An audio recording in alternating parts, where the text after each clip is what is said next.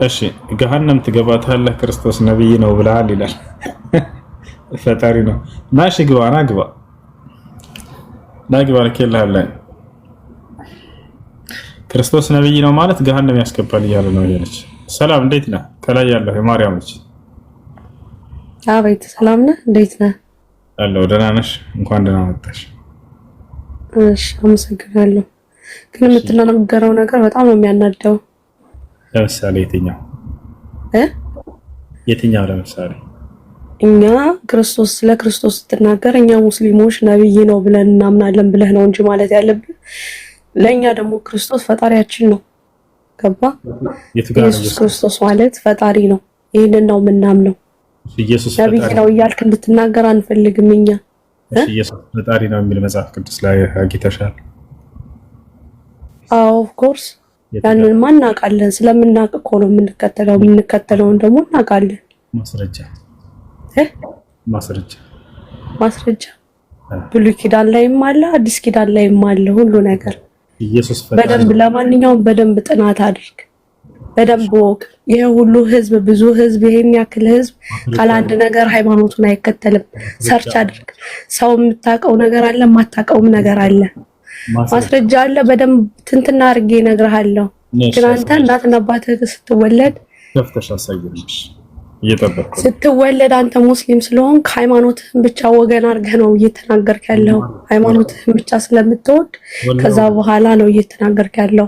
ባለፈውም ስትል ሰምቻለሁ። 3 ነው 4 ነው ሚስጥሩ ሳይገባህ ዝም ብለህ ስለ ስላሴ አንድነት ሶስትነት ልታወራ አትችልም። ስላሴ ማን ነው የሚለውን በደንብ ማወቅ አለብህ። ስለ ክርስቶስ አመጣጥ ማወቅ አለብህ። እያንዳንዱን ነገር ስታውቅ ነው ስለ ኢየሱስ ክርስቶስ በደንብ መመስከር የምትችለው። ስላሴ ማለት ምን ማለት እንደሆነ፣ እግዚአብሔር ማን እንደሆነ፣ አላህ አንተ 99 ስሞች አሉት ብላችሁ ነው የምታምኑት አይደል? ስለዚህ ሁሉ ነገር ማወቅ አለብህ። ሳታውቅ ግን ስለ ሰው ሃይማኖት ዝም ብለህ በደፈናው ጃጅ እያደረግ አንተም ስተህ ሌሎችንም ህዝብ እያሳትክ ገሃነም አይደለም ለዘላለም በነፍስም በስጋ ያው ስትሞት መቃጠል አይቀርም። ያንን ነገር ነው የምነግርህ። አሁንም ቢሆን ኢየሱስ ክርስቶስ ጌታ ነው፣ የጌቶች ጌታ ፈጣሪ ነው። ኢየሱስ ፈጣሪ ነው የሚል ቃል የቱ ጋር ነው ያለው እያልኩሽ ነው ከቀደም ጀምር። ኢየሱስ ክርስቶስ እኔ ፈጣሪ ነኝ ብሎ የተናገረበት ቦታ ካለ ያሳየን መጽሐፍ ቅዱስ ላይ አለ። መጽሐፍ ቅዱስ ስለማታምን ለምን ብዬ ነው እኔ እያንዳንዱን ነገር ክፍሉ የምነግርህ? አታምንማ። ቢነገርህም አታምንም። አለ ካልሽ መጽሐፍ ቅዱስ ላይ ኢየሱስ እኔ ፈጣሪ ነኝ ያለበት ቦታ ካለ ያሳየን እስኪ። አሳያለሁ። መጀመሪያ ወቅ ነው እያልኩ ያለሁት። አጥና። አንተ ሃይማኖትህ እናትና አባትህ ቤተሰቦች ስለተከተሉ አንተ ሙስሊም ስለሆንክ አይደለም የምትከተለው። አጥና፣ ታሪክ በደንብ አጥና። ስለ ስላሴ አመጣጥ ስላሴ ማን ባለፈው 4 ነው 1 ነው ስትል አንተ ልብ ምናልከኝ አድርግሽና ኢየሱስ እኔ ፈጣሪያችሁ ነኝ ያለበት ቦታ ካለ አሳየን እኮ። መጽሐፍ ቅዱስ አሁን አልያዝኩም እኔ ስራ ቦታ ነኝ፣ ግን ዝም ብዬ አይደለም እምነቱን የምከተለው። በደንብ አውቄ ተምሬ ነው።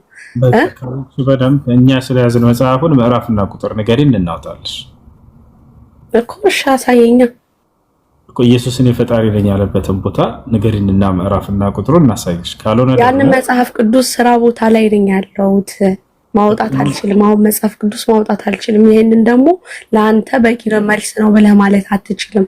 የምትፈልገውን አንተ ስለ ስላሴ መጠየቅ የምፈልግም ከሆነ ስለ አንድነት ስለ ሶስትነቱ መጠየቅ የምፈልግ ከሆነ ክርስቶስ የመጣው አዲስ ኪዳን ላይ ነው። እግዚአብሔር ከዛ በፊት ስላለው ነገር በደንብ ማጥናት አለብህ፣ ማወቅ አለብህ። ይሄ ሁሉ ህዝብ በጣም ብዙ በዓለማችን ላይ ክርስቶስን የሚከተል ብዙ ህዝብ አለ። ያ ብዙ ህዝብ ያ ሁሉ ህዝብ ዝም ብሎ አይደለም የሚከተለው። ገብቶሃል አይደል? አንተ የምታውቀው አይምሮ ያንተ አይምሮ ውስን ነው። አንተ የምታውቀውን እኔ አላውቅም፣ እኔ የማላውቀውን ሌላ ሰው ላይ ያውቅ ይችላል። ስለዚህ በደንብ አጥናፍ። ኢየሱስ ክርስቶስ አምልኩኝ ያለበት ቦታ የት ነው ብለሽ የዓለም ቄስ ሀገርሽ ላይ የሚገኝ ሁሉንም ቄስ ጠይቃቸውና መልሶን ይዘሽ ነሽ። የትም ቦታ ላይ አላለም ብለው ይነግሩሻል። በከንቱ ኢየሱስን እያመለካቸው እንደሆነ የዛኔ ትረዳላችሁ። ኢየሱስ ክርስቶስ አንዲትም ቦታ ላይ አምልኩኝ አላለም። ነገር ግን ታመልኩታላችሁ። ለምን አላዘዘም እኮ። ብትወዱኝ ትእዛዜን ትከተላላችሁ አለ ኢየሱስ። ከትእዛዙ መካከል አምልኩኝ ያለው የቱ ጋር ነው ብላችሁ ራሳችሁ ለምን አትጠይቁም? አንድ ቀን እኔን ተገዙኝ ብሏል ወይ አላለም? ገብታችኋል? የትኛውም ቦታ ላይ እንዳውም እኔን ማምለክ ከንቱ ነው ብሎ ኢየሱስ ተናግሯል። ኢየሱስ ክርስቶስ መጽሐፍ ቅዱስ ላይ ምን አለ? ወባጢለን ያዕቡዱነኒ ወተዓሊሙሁም ተዓሊሙል በሸር አለ። በከንቱ ያመልኩኛል፣ ትምህርታቸውም የሰው ትምህርት ነው አለ። ክርስቶስን ወደ ማምለክ የወሰደ ማንኛውም ትምህርት ሁሉ ከንቱ ትምህርት ነው። ይሄን የተናገረው ራሱ ነው። እነ ኢሳይያስ ተናግረውት ነበር በትንቢት። ኢየሱስም ደግመው አዲስ ኪዳን ላይ ልክ ኢሳይያስ የተናገረው እንዲህ ተብሎ ተጽፏልና እያለን ይናገራል። ማንን ነው ማምለክ ያለባችሁ ከተባለ ታዲያ ኢየሱስ ክርስቶስን የላከው እነ አብርሃም እነ ኢስሐቅ እነ ያዕቆብን የላከ አንድ አምላክ አለ። ያን አንድ አምላክ ነው። ኢስላም ያን ነው እያላችሁ ያለው። የአብርሃም የኢስሐቅ የያዕቆብን አምላክ አምልኩ ነው የሚለው ቁርአን አለ። ቁርአን በጣም በርካታ ቦታ ላይ እነ አብርሃም እነ ኢስሐቅ እነ ያዕቆብን እነዚህን ታላላቅ ጻድቆች እያለ ነው ቁርአን የሚያነሳላቸው። የነሱ አምላክ ነው ለነብዩ መሐመድ ሰለላሁ ዐለይሂ ወሰለም በመጨረሻው ዘመን ላይ ተገልጦላቸው እርሳቸውንም ያናገራቸው። ልክ መሲሁን ሙሴን እነዚህን እንደ ጻድቅ አድርጎ ያነሳቸዋል። ገብታችኋል? ያን አንዱን አምላክ አምልኮ ነው፣ ሌላ አይደለም። ይሄ ቀልድ አይደለም፣ ህይወት ነው። ከሞት በኋላ ህይወት አለ። ወይ ገሃነም ነው ወይ ገነት ነው፣ ከሁለት አንዱ እንጂ ሶስተኛ መንገድ የለም። ታዲያ እንዴት በራሱ ላይ ሰው ያለ መረጃ እምነትን ይገነባል? የቱ ጋ ነው እኔን አምልኩኝ ያለው ኢየሱስ ክርስቶስ ብላችሁ ራሳችሁን ጠይቁ እንጂ ቆም ብላችሁ ለአንድ አካል አምልኮን መልስልኝ። ኢየሱስ አምልኩኝ ያለበት ቦታ አለ። እሺ አንድ ደቂቃ ስተኝ ኤርፎን ላስተካክልና አንድ ደቂቃ መልስልሃለሁ። አንድ ደቂቃ ስታስተካክል ጊዜ አናግረኝ፣ ችግር የለም። ስለዚህ ከሞት በኋላ ህይወት አለ፣ ወይ ገነት ወይ ገሃነም። ገብታችኋል? ስለዚህ ቆም ብሎ ሰው ማሰብ አለበት። ሙስሊምን ብትጠይቁት በዚህ ነገር ላይ ለእያንዳንዱ አቋሞቹ ማስረጃን ይዘው ነው። አላህ ተገዙ ይብላሉ ወይ በቁርአን ላይ? አዎ ነፍ ቦታ ላይ ወኢያየ ፈዕቡዱን ይላል። እኔን ብቻ ተገዙኝ ይላል። ያ ዒባዲየ አለዚነ አመኑ ኢነ አርዲ ዋሲዐቱን ወኢያየ ፈዕቡዱን፣ እኔን ብቻ ተገዙኝ ይላል። ወአን ዕቡዱኒ ሃዛ ሲራጡ ሙስተቂም ይላል ራሱ። እኔን ብቻ ተገዙኝ፣ ይህ ነው ቀጥተኛው መንገድ ይላል። ነቢያቶችም ቃል በቃል አላህን ተገዙ እያሉ ያስተምራሉ። ዒሳ መሲሁ ምን አለ? ወኢነ አላህ ረቢ ወረብኩም ፈዕቡዱሁ ሃዛ ሲራጡ ሙስተቂም አለ። አላህ የእኔም ጌታ የእናንተም ጌታ ነው፣ እርሱም በብቸኝነት ተገዙት፣ ይህ ነው ቀጥተኛው መንገድ አለ። እና አብርሃም እነሳ ሁላቸው ነቢያት ይህን አስተማሩ። አብርሃምም ቃል በቃል አላህን በብቸኝነት ተገዙ እያለ አስተምራል። አብርሃም ይላል ወኢብራሂም ኢዝ ቃለ ሊቀውሚሂ አዕቡዱላህ ወተቁሁ ዛሊኩም ኸይሩን ለኩም ኢን ኩንቱም ተዕለሙን አለ። አብርሃም ምን አለ? ህዝቦቼ ሆይ አላህን በብቸኝነት ተገዙ፣ እርሱንም ብቻ ፍሩት፣ የምታውቁ ብትሆኑ ለእናንተ የተሻለ ነው አላቸው ይላል። ሙሴ ምን አለ? ኢነማ ኢላሁኩም አላህ ላ ኢላሃ ኢላ ሁ አለ። እሺ አሁን ጨርሰሃል? ጨርሻለሁ። ኢየሱስ ክርስቶስ አምልኩኝ ወይንም ተገዙኝ ያለበት ካለ መጽሐፍ ቅዱስ ላይ። ስለዚህ የምናወራው በመጽሐፍ ቅዱስ መሰረት ነው አይደል? ኢየሱስ ክርስቶስ መጽሐፍ ቅዱስ ላይ አምልኩኝ ወይንም ተገዙኝ ያለበት ጥቅስ አለ ወይንስ የለም? አለ። ምዕራፍና ቁጥሩን ንገረን እኮ በጀመረ የጠየቅኩህን መልስልኝ። የተጠየቀው ጥያቄ እየመለስክ ነው አይደል? አለ ብለሃል። ምዕራፍና ቁጥሩን እኮ በመጽሐፍ ቅዱስ እንድመልስልህ ነው የምትፈልገው አይደል? ቀጥታ ወደ መልሱ ግባ። የቱ ጋር ነው ኢየሱስ ክርስቶስ ምዕራፍና ቁጥር ንገረን። እዚህ ቦታ ላይ አምልኩኝ ወይንም ተገዙኝ ብሏል ያልክበትን ቦታ። ብዙ ቦታ ስላለ እኮ ነው አሁን የምመልስልህ። አንተ ከቁርአን እየጠቀስክ ስለሆነ በአረብኛም እየተናገርክ ስለሆነ እኔ ደግሞ እሱን ስለማላቅ እኔ የምመልስልህ ከመጽሐፍ ቅዱስ አንፃር ነው። ከመጽሐፍ ቅዱስ ምዕራፍና ቁጥር ስተነና እዚህ ቦታ ላይ አምልኩኝ እኔና በመጽሐፍ ቅዱስ መሰረት ከሄድክ እኔና አብ አንድ ነን ይላል። አብ አምላክ ነው። አብ አምላክ ነው። አብን አመልኳለሁ። ጥያቄውን ደግሞ ምን ነበር? እየመለስኩልህ እኮ ነው። ጥያቄ ያለህ ምንድነው? አብ እንደ አይነት ጨዋታ ይሰራል። እኛ ጋር እንደ አይነት አንተ ጋር ካልሰራ ታዲያ የተጻፈውን ነው እኮ የምነግርህ። ያልተጻፈ ነው እያወራህ ያለው። የተጻፈው እኔና አብ አንድ ነን ብሎ ሺህ ቦታ ኢየሱስ ክርስቶስ ተናግሯል። አብ ደግሞ አምላክ ነው። አምላክን አመልኳለሁ። አብን ካመለስኩ እኔና አብ አንድ ነን ካለ ወልድንም ኢየሱስ ክርስቶስንም አመልኳለሁ። እኛ ጋር እንደ አይነት ፍልስፍና አይሰራም። መጥፎ ቤት ነው የወጣው። ቤት ነው የመጣው። እሺ ይኸውልህ ኢየሱስ ክርስቶስ አምልኩኝ ወይንም ተገዝኝ ብሏል ወይ አልኩት። አዎ ብሏል አለ። አያቸው አይደል? ነገር ግን የለም አያመጣም ጥቅስ። በአላህ ስም እላለሁኝ ማንም ዲያቆንና ቄስ ይሄንን መልስ ሊመልስ አይችልም። የለም ክርስቶስ የትኛውን ቦታ ላይ እኔን አምልኩኝ ወይንም ተገዙኝ አላለም በፍጹም። ግን ተከታዮቻቸውን ሲሸውዷቸው ምን ይሏቸዋል? እኔን አብ አንድ ነን ብሏል። እኔን አያብን አየ ብሏል። በመጀመሪያ ቃል ነበር፣ ቃልም ከእግዚአብሔር ዘንድ ነበር፣ ቃልም እግዚአብሔር ነበር ብሏል። እኔ ከአብርሃም በፊት አለሁ ብሏል። በእኔ የምመኑ በእግዚአብሔር የምመኑ ብሏል። እችን ጥቅስ እንደዚህ ስብስብ ያደርጉና ዙረው ተሽከርክረው ምን ብለው ይፈላሰፉና በዚያች ላይ ይሄ ማለት እንዲህ ማለት ነው፣ ይሄ ማለት እንዲህ ማለት ነው ይሏቸውና ስለዚህ አምልኩኝ ብሏል ይሏቸዋል። ከዚያ ያስመልኳቸዋል።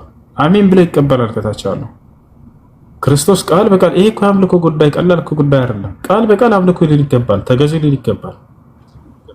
ገብቶሃል አይደለ? ለማን አምልኮ መሰራት እንዳለበት ኢየሱስ ራሱ ያስተምራል። ለማን መሰገድ እንዳለ ለማን መጸት ኢየሱስ ክርስቶስ እኔን አምልኩኝ ወይንም ተገዙኝ ብሎ ያስተማረበት ጥቅስ አለ ወይንስ የለም? ለመጨረሻ ጊዜ እድል ስጠኝ ላውራ። አሁን አንተ እኛን ሪፈር አድርገህ ይኸውልህ እኮ ለምን እንዳወራ እድል አትሰጠኝም? እንዳወራ መሰለኝ ያስገባኝ እኮ ጥያቄው ከኔ ጋር እንድታወራ ነው እንጂ አንተ የብቻህን የሆነ ወሬ ይዘህ እንድታወራ አይደለም እኮ ገናቸው። የብቻዬን ወሬ አይደለም የማወራው እኮ እንደሱ አንተ እኛን ሪፈር አድርገህ እኛን አጣቅሰህ ማስተማር የምትፈልጋቸውን ሰዎች የምታስተምር እኮ ነው። ኦኬ፣ ግን በትክክል ለማወቅና ያለበትን ቦታ እኮ ማወቅ ከፈለግ ግን ልመልስልህ እኮ ነው የምልህ። በቃ እሺ ችግር የለውም። ኢየሱስ ክርስቶስ አምልኩኝ ወይንም ተገዙኝ ብሏል? ያላ አጭር ጥያቄ ብሏል? ቃል በቃል እኔና አብ አንድ ነን ይላል። ቃል በቃል ኢየሱስ ክርስቶስ አብ ማን ነው የሚለው አምላክ ነው። እሱ የእብሪት አምላክ ወይም የትዕቢት አምላክ ወይም የትምክት አምላክ አይደለም። ኢየሱስ ክርስቶስ እንደዚህ አይነት ቃል የትዕቢት የአምልኮ እግዚአብሔር እኔን ብቻ አምልኩ የሚል ቦታ አለ? ታሳየኛለህ አንተ? ኢየሱስ ክርስቶስ እኔን አምልኩኝ ብሏል ወይንም ተገዙኝ ብሏል?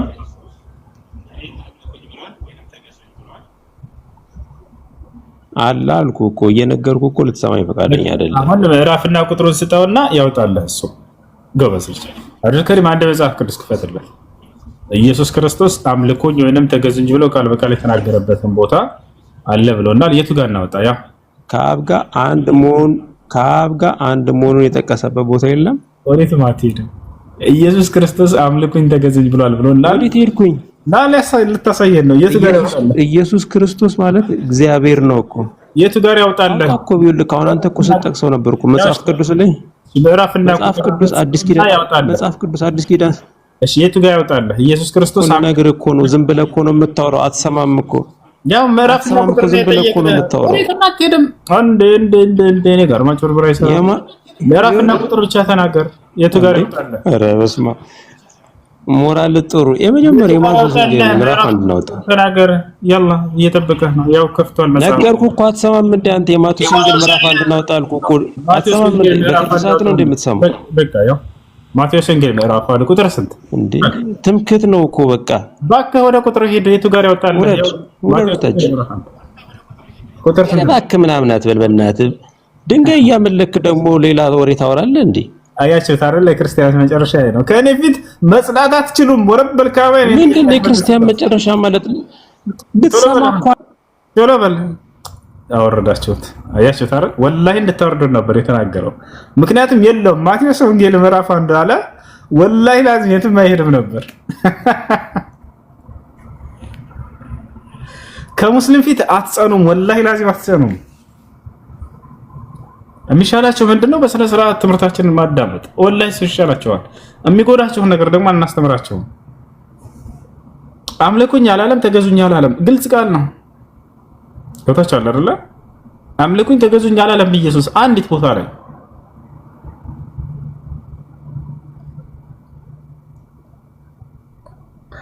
አዩብ ግርባ ሰላም። አዩብ መጨረሻን ተሰርበው ይወጣሉ።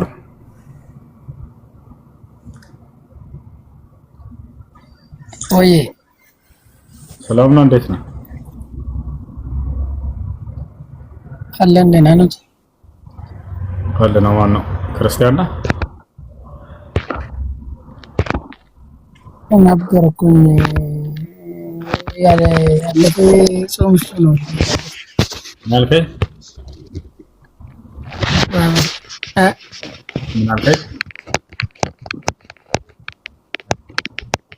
ረመዳን ውስጥ ነው ዙሉም ማውቀት ማሻአላህ። እሺ ጥያቄ አለ ካለ ይቀጥል። ጥያቄ እንኳን የለኝም፣ እንዲሁ ለማዳመጥ ነው የገባሁት። መርሐባ። እሺ ወንድሜ፣ እሺ ከላይ ያለው ጥያቄ አለ ከመጨረሻ ያለው? አይ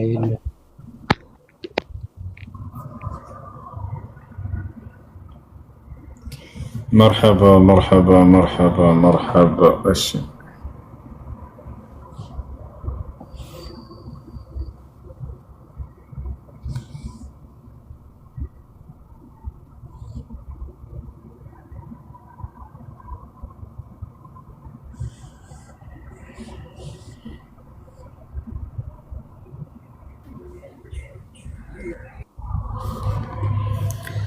እሺ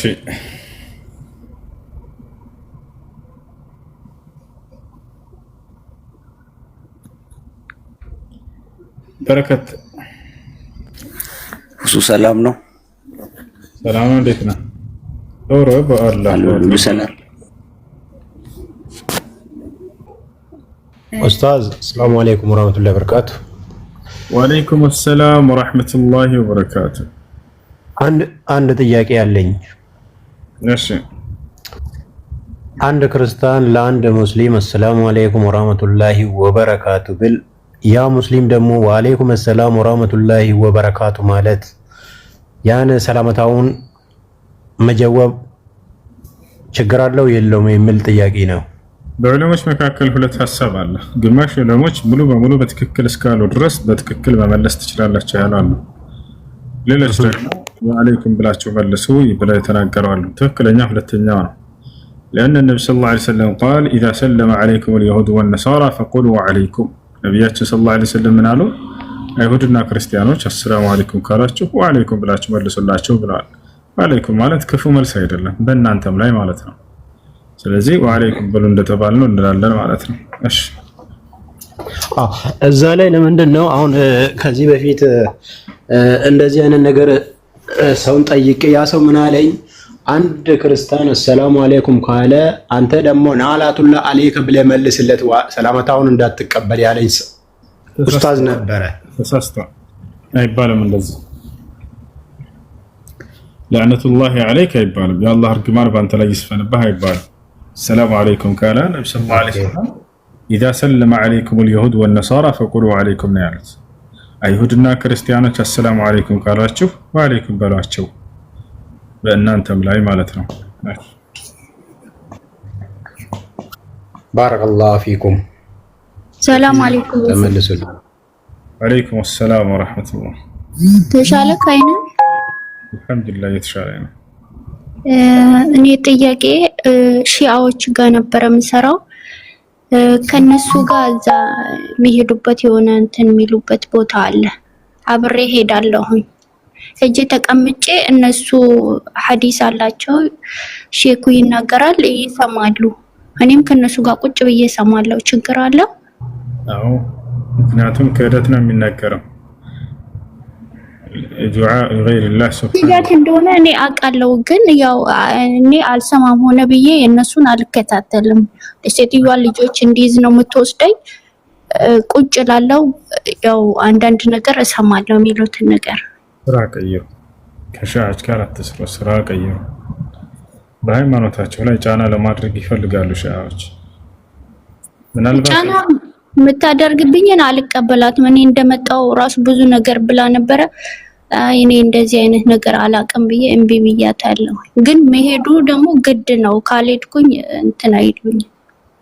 እዛ في أماكن الكفر وفي أماكن التي يدعى فيها غير الله سبحانه وتعالى ويعبد فيها غير الله سبحانه وتعالى لا يجوز للمسلم أن يوجد فيها إلا إذا أراد أن ينكر عليهم كهدتنا هاتيات كميسرابت ቦታ ላይ ሙስሊም ሊገኝ የሚችለው ለአንድ ዓላማ ነው እሱም ሊያስተባብልባቸው ዘንድ ነው ሊመክርና ሊገስጽ ሊያስተባብል ከሆነ መሄድ ትችላለሽ አንቺ ግን ለዛ አይደለም የምትሄጂው ስለዚህ ስራቸውን መቀየር ሌላ ሰዎች ጋር መስራት እሺ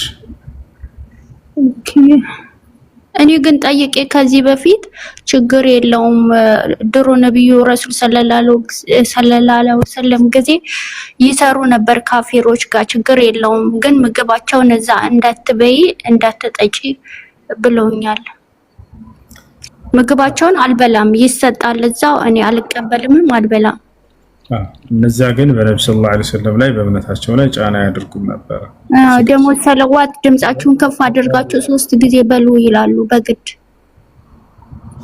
ሌላ ጥያቄ አለሽ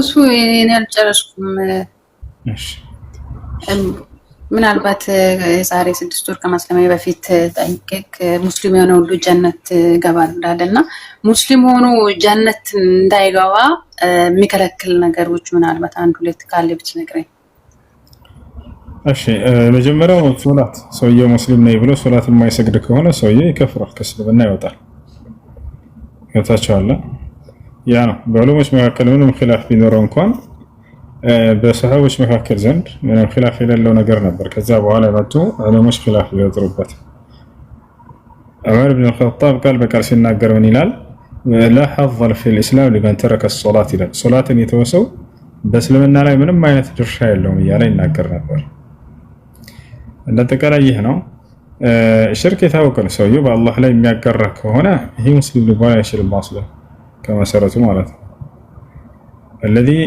يدعو غير الله سبحانه وتعالى أو يصرف شيئا من أنواع العبادة لغير الله سبحانه وتعالى فهذا ليس بمسلم كالله جل وعلا كلام لكم بشرع هي مسلم لبالا يشله صلاتي ما يسجد سو كذلك مسلم لبالا يشله وكذلك الذي ينكر صفات الله سبحانه وتعالى أو يستهزئ بالقرآن أو يستهزئ بالإسلام أو يستهزئ بالله سبحانه وتعالى ويستهزئ بالنبي صلى الله عليه وسلم إني يصلش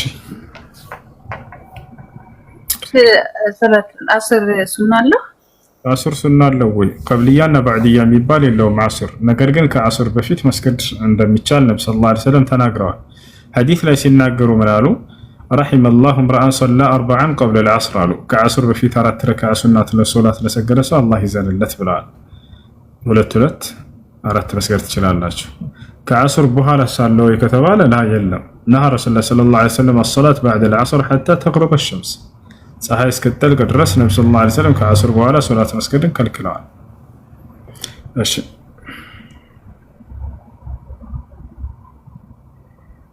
አመሰግናለሁ ነጭሽ مرحبا እሺ ከላይ እረተው ጥያቄ አለ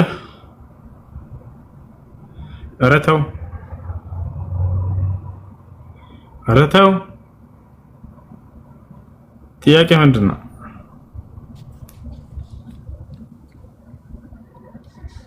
እሺ አብዱል ከሪም ሰላም አለይኩም ኡስታዝ ወአለይኩም ሰላም ወራህመቱላሂ ወበረካቱ እንዴት ነህ አልহামዱሊላህ ረብል ዓለሚን እንዴት ሰላም ነው አለን አልহামዱሊላህ አማን ደህና አልহামዱሊላህ ረብል ዓለሚን አለን ማሻአላህ እሺ ወይ ምንድነው ምናምን ስለው አይ ይሄኛው እንትን ነው ቅጠልና ጥቁር አዝሙድ ምናምን ነው አለኝ ሐኪም ቤት ሞክሬው ነበር እምቢ ስላለኝ ነው ጥቁር አዝሙድ ከሆነ ችግር የለውም ጥቁር አዝሙድ እና ቅጠላ ነገር ማለት እሺ መድኃኒትነታቸው በተጨባጭ የተረጋገጡ ከሆነ በሰው ልጅ ላይ ጉዳት የማያደርሱ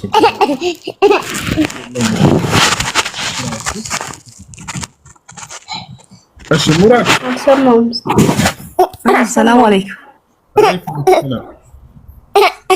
እንዴት ነህ ሰላም አልহামዱሊላህ ደህና ነህ አልሰማሁም ኡስታዝ እኔ እህት ጥቁር አዝሙድ ከሆነ ችግር የለውም። እንዲሁም መድኃኒትነታቸው በተጨባጭ የተረጋገጡ ከሆኑ ሰዎች ሰው የሚጠቀማቸው ከጥቁር አዝሙድ ጋር በሰው ልጅ ላይ ጉዳትን የማያደርሱ ከሆኑ መድኃኒትነታቸው በተጨባጭ በሌሎች ላይ የታወቀ ከሆነ ያን መጠቀም ችግር የለውም እንደ ኢስላም። ሄሎ እሺ የሙራድ እናት ነኝ እኔ። ማሻአላህ ሙራድ ፕሮፋይል ላይ ያለው ነው አለ። እሱ ተኝቷል አሁን።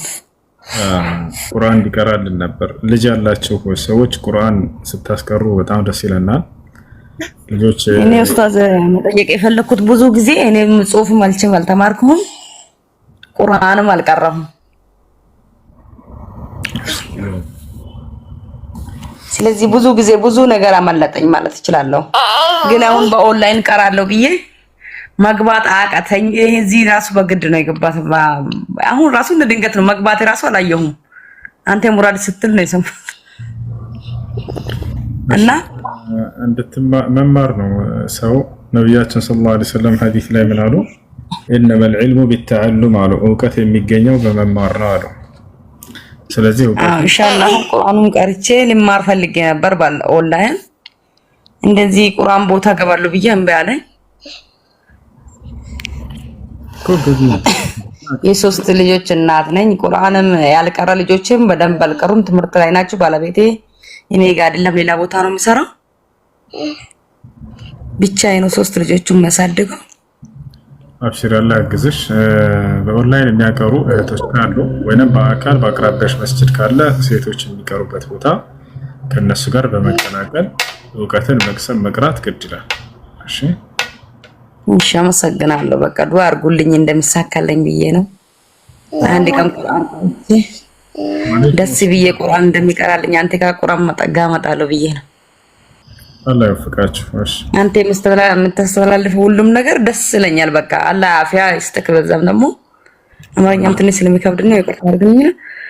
አላህ አድነክ የምኩም አይነኩም። አሚን ሽክራን። እሺ አመሰግናለሁ። መርሐባ። ሰላም አለይኩም ኡስታዝ። ወአለይኩም ሰላም ወራህመቱላሂ ወበረካቱ። ደህና መሻችሁ? አልሐምዱሊላህ። ተሻላችሁ እንዴ? አልሐምዱሊላህ። አንድ ጥያቄ ነበረኝ የምጠይቃችሁ። እሺ ሴት ልጅ አይድ ላይ ሁና አይድ ከመጣባት ቅቤ አትቀባምና ቅባት አትቀባም። እናም ደግሞ አይዷን ከጨረሰች በኋላ ጸጉሯን ፈታ ሙሉ ለሙሉ ትታጠብ ይላል። እሺ ሶስቱም ስህተት ነው። ቅቤ መቀባት ቅባት መቀባት ትችላለች። ዝም በላቸው እንደፈለገች ትቀባ። ሌላኛው አይድ ላይ ሆኖ ጸጉሯን መፍታት በሚለው ጉዳይ ልክ እንዲሁ ብትፈታም ባትፈታም ችግር የለውም። ዋናው ነገር ምንድነው? ውሃው የጸጉሯን ራስ በደንብ አድርጎ ከስሩን መሰረቱ እንዲያገኘው በደንብ መታጠብ አለባት። በላጩ ምንድነው ከተባለ በላጩ ፈታ በትታጠብ ነው። ነገር ግን ባትፈታም ራሱ ችግር የለውም። በነቢያችን ሰለላሁ ዐለይሂ ወሰለም ጊዜ ከሚስቶቻቸው መካከል አንድ ሚስታቸው ስለ ሀይድ ትጥበት እያስተማሩ ሳትፈቺው መታጠብ ትችላለሽ ብሎ ተናግረዋል። እሺ አመሰግናለሁ። መርሐባ። السلام عليكم. وعليكم السلام ورحمة الله وبركاته. أهلا. እሱ ጥያቄ ነበረኝ ነው።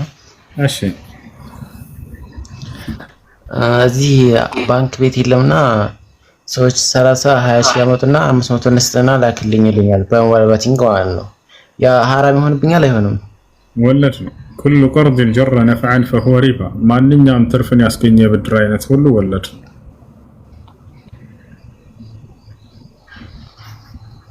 እሺ አመሰግናለሁ። مرحبا.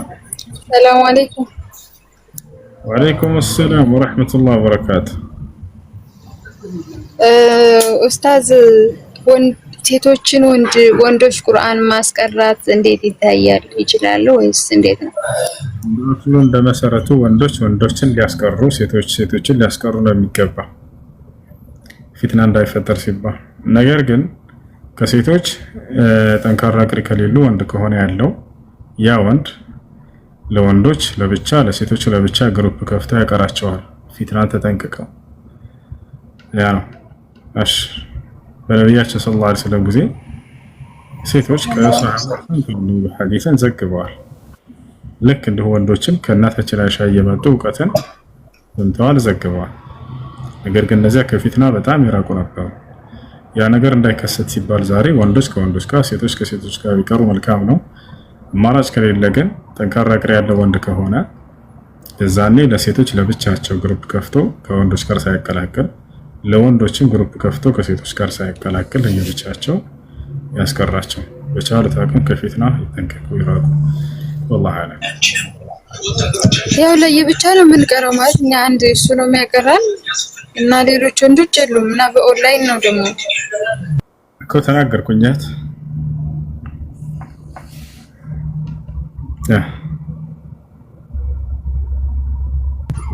شكرا الله يجزاك مرحبا. امين امين امين امين. እሺ السلام عليكم. وعليكم السلام ورحمة الله وبركاته. ሁሱ ከዚህም በፊት ጥያቄ ጠይቅክ እንትን ብለህ ነበር ማለት ለዓመት በዓል እንደዚህ ለገና ፋሲካው መስቀል የሚባል በዓል ላይ ለቤተሰቦቻችን ብር መላክ እንችላለን ወይስ አይቻልም ብለህ ነበር አይደል? ኦኬ እኛ የላክነውን ብር እኛ በማናውቀው መንገድ ለምሳሌ እኔ ጋር ፕሮቴስታንት እምነት ተከታይ ቤት ነው የወጣሁትና እንደዚህ ፕሮግራም ቢያዘጋጁ ኮንፈረንስ የሚባል ነገር አለ አገልጋይ ጠረን ብሎና እኔ በማላውቀው መንገድ እኔ ለዛ ብዬ አይደለም እንትን የምለው ግን የምልክላቸውን ገንዘብ ለዛ ተጠቀሙስ አትጠይቅበት። አንቺ ሆን ብለሽ አስበሽበት ለዚያ ነገር ወይንም ለዚያ ነገር ጠይቀውሽ እሺ ብለሽ እስካላክሽ ድረስ ኖርማል ዝም ብለው እንዲጠቀሙበት ብለሽ እንዲበሉ እንዲጠጡበት ብለሽ ልከሹ አንቺን ሳይነግሩሽ ሳያሳውቁ እነዚህ ሰዎች ለሐራም ነገር ቢያውሉት የዛን አንቺ ተጠያቂ አትሆኝበት። ኦኬ እንደዚህ ነገር ግድ ሆኖ አውቀን ከላክን እንዴት ነው የእናት ነገር ሁሉ ላ ሐራም ነገር ለሽርክ አይላክም። ከአላህ ውጭ ለሌላ አካል አምልኮ ለመፈጸም ብለው እርዳታ ቢጠይቋችሁ መርዳት አይቻልም። ولا طاعة لمخلوق في معصية الخالق كما قال النبي صلى الله عليه وسلم ፈጣሪን በማመጽ ላይ ፍጥረታትን መታዘዝ አይቻልም ብለዋል። ለምን ወላጅ አይሆንም ንገሯቸው። ከአላህ ውጭ ለሌላ አካል የሚሰራ ባዕድ አምልኮ ማገዝ አልችልም። እንድትበይ እንድትጠጪ ይህን ነገር ላሟላልሽ ዝግጁ ነኝ ባያት ህይወቷን የምትመራበት። ነገር ግን ከአላህ ውጭ ለሌላ አካል የሚሰራ አምልኮ ላይ ማገዝ አይቻልም። ወተዓወኑ ዐለል ቢሪ ወተቅዋ ወላ ተዓወኑ ዐለል ኢስሚ ወልዑድዋን ይላል። በመልካም ስራ ላይ እና በኃጢአት ላይ አላህን በመፍራት ላይ ተባበሩ፣ በኃጢአት ላይ እና ደግሞ አላህን በማመጽ ላይ ተተባበሩ ይላል። እሺ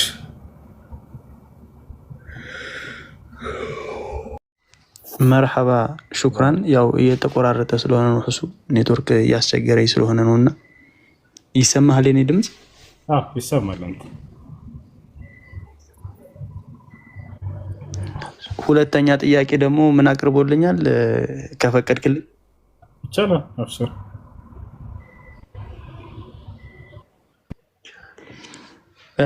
የ6 ዓመት ልጅ ማግባት ሱና ነው ብሏል ረሱል አለይሂ ሰላቱ ሰላም የሚል ጥያቄ ነው ያቀርበልኝና ለዚህ መልስ እየሰማ ነውና እሱም መልካም። የ6 ዓመት ልጅ ማግባት ሱና ነው ብለዋል ረሱል ሰለላሁ ዐለይሂ ወሰለም የሚለው ስህተት ነው። እንደዛ የሚል ቃል አልተናገሩም እርሳቸው። አንድ ሰው በእስልምና ያለው ነገር ምንድነው? ሴት ልጅ ለአቅመ ሔዋን ከደረሰች ተክለ ሰውነቷ ከደረሰ ፈቃደኛ ከሆነች ብቁ ከሆነች ለትዳር የዛኔ መብቷ ነው ማግባት። ኢስላም ግን ይሄንን በዚህ ዓመት ታግባ በዚህ ዓመት አታግባ ብሎ ያስቀምጠው ነገር የለም። በቃ ፈቃዱን ለሴት ልጅ ነው የተወው፣ ነፃ አድርጎ ትቶታል። ከፈለገች በ40 ዓመቷ ለምን አታገባም? ችግር የለበትም ኢስላም። ለምን በዚህ ዓመት አገባሽ ብሎ አላህ የትንሣኤ ቀን አይጠይቃትም። ብቻ ራሷን ከመጥፎ ነገር ትጠብቅ እንጂ ባልጠበቀችበት ነገር ንስሐ እስካላደረገች ድረስ በዛ ይጠይቃታል። ያቻውም ስለዚህ ነው ነፃ አድርጎ ነው የተወው።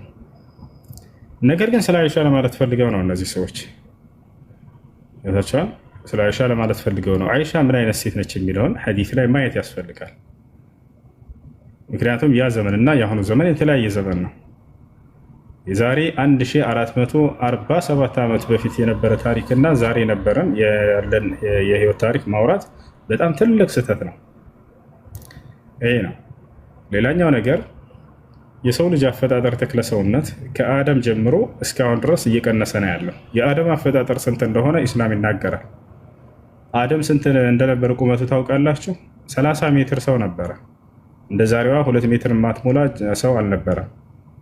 ነገር ግን ሰዎች ኃጢአትን ባደረጉ ቁጥር ጸጋን እየተነጠቁ ሲመጡ ጊዜ ከተሰጡት ተክለ ሰውነት እየቀነሱ ዛሬ ላይ 2 ሜትር ማትሞላ ትንሽዬ ሰዎች ሆነ ቀረ። አያቸው አይደል? ወደፊትም እየቀነሰ ይሄዳል ይሄ ነገር በሂደት ማለት ነው። ስለዚህ አደም ስንት ሜትር ነው? 30 ሜትር ሰው ነበር። በአደም ጊዜ የነበረ ሰውና በአሁን ጊዜ የነበረ ሰው ለትዳር ብቁ ነው ወይ? በፍጹም አይደለም፣ አይገናኝም። 30 ሜትር ሰውና 2 ሜትር የማይሞላ ሴት መጋባት ይችላሉ? አይችሉም፣ በፍጹም ገብታችኋል። ስለዚህ የዛሬ 1447 ዓመት በፊት የነበሩ ሰዎችና ዛሬ ላይ ያሉ ሰዎች የ9 ዓመት ሰዎችና የዛ ዓመት የ9 ዓመት ሰዎች በፍጹም አይገናኙም። 30 ሜትር እንደሆነ አደም ማስረጃ አለው። ያው ቡኻሪና ሙስሊም ላይ የተዘገበ ሐዲስ አለ። ነብዩ ሰለላሁ ዐለይሂ ወሰለም የአደምን አፈጣጠር ሲናገሩ ምን አሉ? خلق الله آدم على صورته طوله 60 ذراعا አሉ። አላህ አዳምን ሲፈጥረው 60 ክንድ ነበር አሉ። 30 ሜትር ማለት ነው። አያችሁ። ስለዚህ በአደም ጊዜ የነበረ ህዝብና በኑህ ጊዜ የነበረ እኩል አይደለም። በኑህ ጊዜ የነበረና በኢብራሂም ጊዜ የነበረ እኩል አይደለም። በኢብራሂም ጊዜና በሙሳ ዘመን የነበረ እኩል አይደለም። በሙሳና በዒሳ ዘመን የነበረ እኩል አይደለም። በዒሳና በነብዩ ሰለላሁ ዐለይሂ ወሰለም ዘመን የነበረ እኩል አይደለም። በነብዩ ሰለላሁ ዐለይሂ ወሰለምና በዛሬው ያለው ተክለ ሰውነት እኩል አይደለም። ይሄ ነው። ሌላኛው ነገር አይሻ ምን አይነት ሴት ነች የሚለውን ማየት ሐዲስ ላይ ሄዳችሁ አይሻ የወር አበባ የምታይ ወጣት ሴት ነበረች። አዎ የወር አበባ የምታይ ወጣት ሴት ነበረች። በዚያ ዘመን በ9 ዓመታቸው የወር አበባ የሚያዩ ተክለ ሰውነታቸው ልክ እንደ ወጣት የሆኑ ሴቶች እንደነበሩ ቃል በቃል ራሷ ተናግራለች። ሌሎችም እንዲሁ ራሷ ስትናገር ብናለች? ኢዛ በለገት ልብንት 9 ሲኒን ፈሂየ እምረአ አለች። በዚህ ዘመን ሴት ልጅ 9 ዓመት ከሞላት እርሷ ሴት ሆናለች አለች። ሴት ማለት ነው ከህፃንነት ዓለም ወጥታለች ማለት ነው። ሴት ሆናለች ብላ ተናግራለች። ለአቅመ ሔዋን የደረሰች ሴት። ስለዚህ የወር አበባ የምታይ ሴት ነበረች። ታቻል ሲቀጥል ሌላ ሐዲስ ላይ እናታችን አይሻ አቡ ዳውድ በዘገበው ሐዲስ ላይ ስትናገር ምን ብላለች? ነብዩ ሰለላሁ ዐለይሂ ወሰለም ከማግባቴ በፊት እናቴ ሰውነትን የሚያፋፋ የሚያወፍር የሚያሰባ ምግቦችን እየቀመመች ትመግበኝ ነበር። ይሄም ነገር ተሳካላት እናቴ አለች። ወፈርኩኝ፣ ሰባሁኝ። ከዚያም በኋላ ወደ ነብዩ ሰለላሁ ዐለይሂ ወሰለም ጋር አስገባችኝ ብላ ተናገረች። ታቻል አይደል? ስለዚህ ነው ይህን እንትን አድርጎ ሲናገር አልኢማም አልቃዲ ይህን አስመልክተው ሲናገር በላለ ወካነት ሻበትን እያለ ይናገራል። ወጣት ሴት ነበረች አይሻ ብሎ ቃል በቃል ይናገራል። ወጣት ሴት ብሎ ገልጿታል። ይህ ነው እና ይህን ይመስላል። ይህ ከመሆኑ ጋር ግን አመቱ ላይ ጓግ እያለ ከረበሸ ማንኛውም ክርስቲያን ሰባኪ እንዴት የ9 ዓመት ካለ ይህን ሚዛን መቼም በራስህ መጽሐፍ ላይ ስላገኘህ ነው ልትመዝን የመጣኸው እስላም ላይ እና መጽሐፍ ቅዱስ ላይ ከኦሪት ዘፍጥረት እስከ ራዕይ ድረስ አንዲት ሴት ልጅ በስንት ዓመቷ ታግባ የሚል ህግ አለ ብለህ ጠይቀው። ገብቶሃል? ምንም የተቀመጠ ነገር የለም። በዚህ ዓመቷ ታግባ የሚል የለም። ስለዚህ በዚህ ዓመቷ እንዴት ታገባለች ብሎ የመቃወም ሞራል የለውም ማለት ነው። እምነቱ ላይ የሌለው ነገር ገብታችኋል አይደል? ይሄ በዚህ ዓመት ማግባት ይከለክላል ካለ በ9 ዓመት ቢያንስ ከመጽሐፍ አሳየን። ተውና ከኛ ከመጽሐፍ ቢያንስ አሳይ ልትመዝን የቻልክበት ኢስላምን አንተ ጋር የተሻለ ነገር ስላለ ነውና እስኪ አንተ ጋር ከተሻለ ካለው መካከል ሴት ልጅ በዚህ ዓመቷ ታግባ የሚል ህግ አለ ወይ መጽሐፍ ላይ በሉት። የለም። ወፍ ገብታችኋል አይደል? ይሄ ነው ኢየሱስ ክርስቶስ መጽሐፍ ቅዱስ ላይ ምን አለ? በወንድምህ ላይ ትንሽዬ ጉድፍን አይኑ ላይ አይተህ ለማውጣት ከመሞከርህ በፊት በአይንህ ላይ ያለውን ትልቁን ጉቶ አውጣ እያለ ይናገራል አይደል? እና ስለዚህ መጀመሪያ እስኪ ይሄ ነገር ከኛ እንዴት ነው ምን ይላል የኛ መጽሐፍ ብላችሁ ብታምሩ እዚህ ጥያቄ ላይ አይደርስም ነበር። እንዳጠቃላይ መጽሐፍ ቅዱስ ላይ ሴት ልጅ በዚህ ዓመት አታግባ የሚል አንዲትም ድንጋጌ የለም። እሺ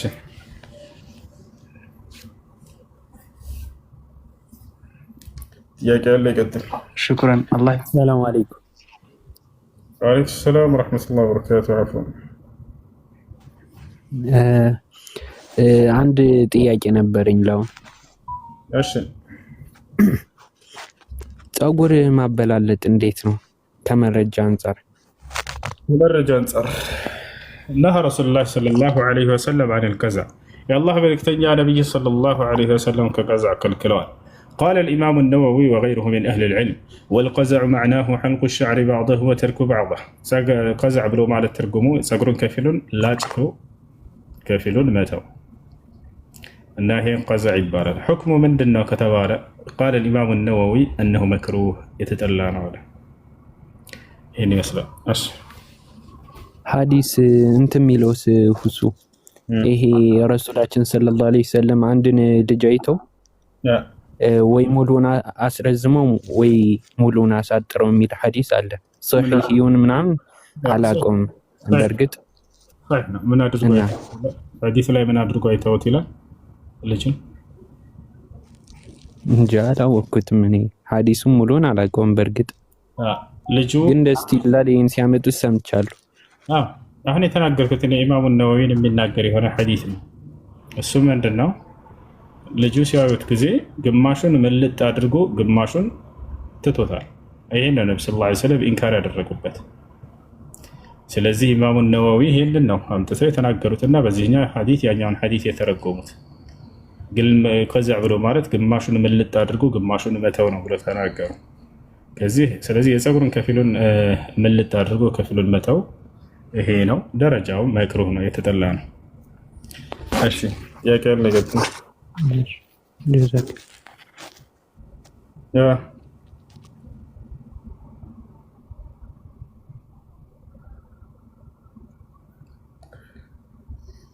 ጥያቄ ያላችሁ በረከት ሄሎ ሄሎ ጥያቄ ያለው አለ?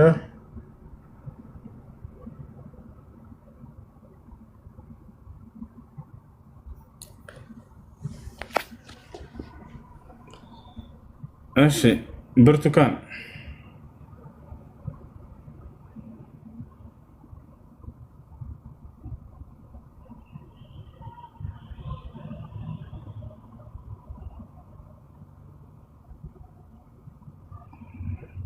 ألو تسمعون كلامي ولا؟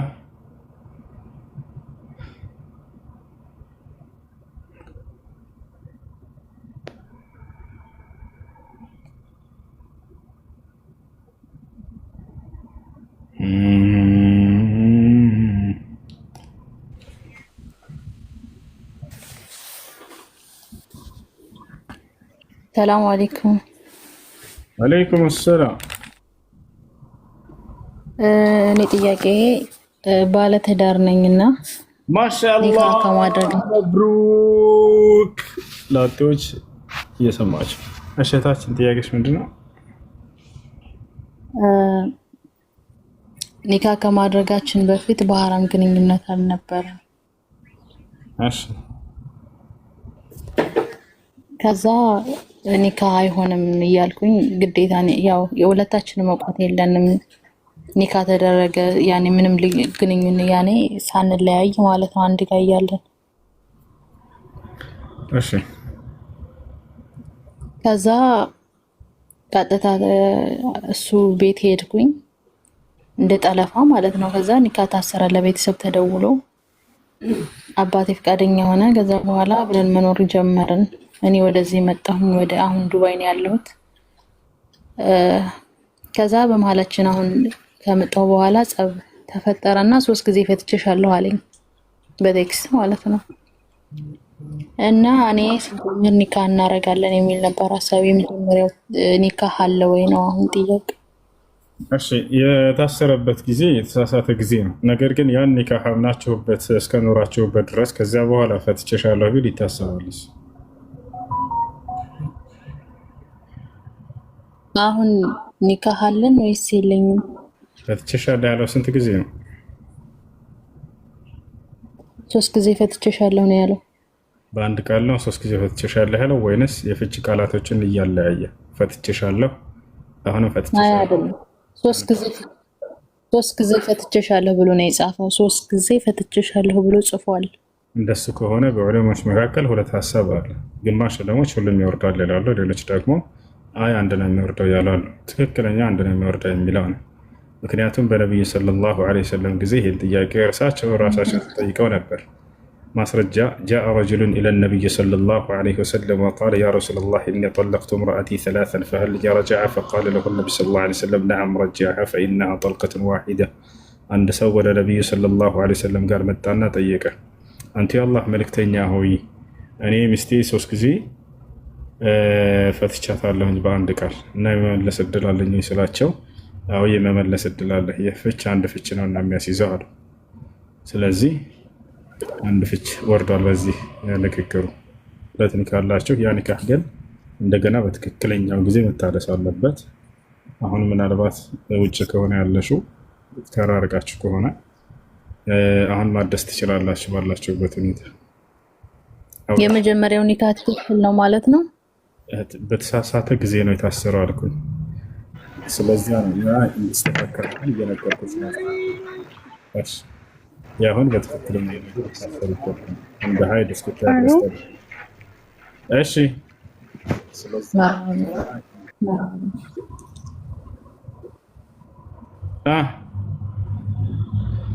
ሰላም አለይኩም።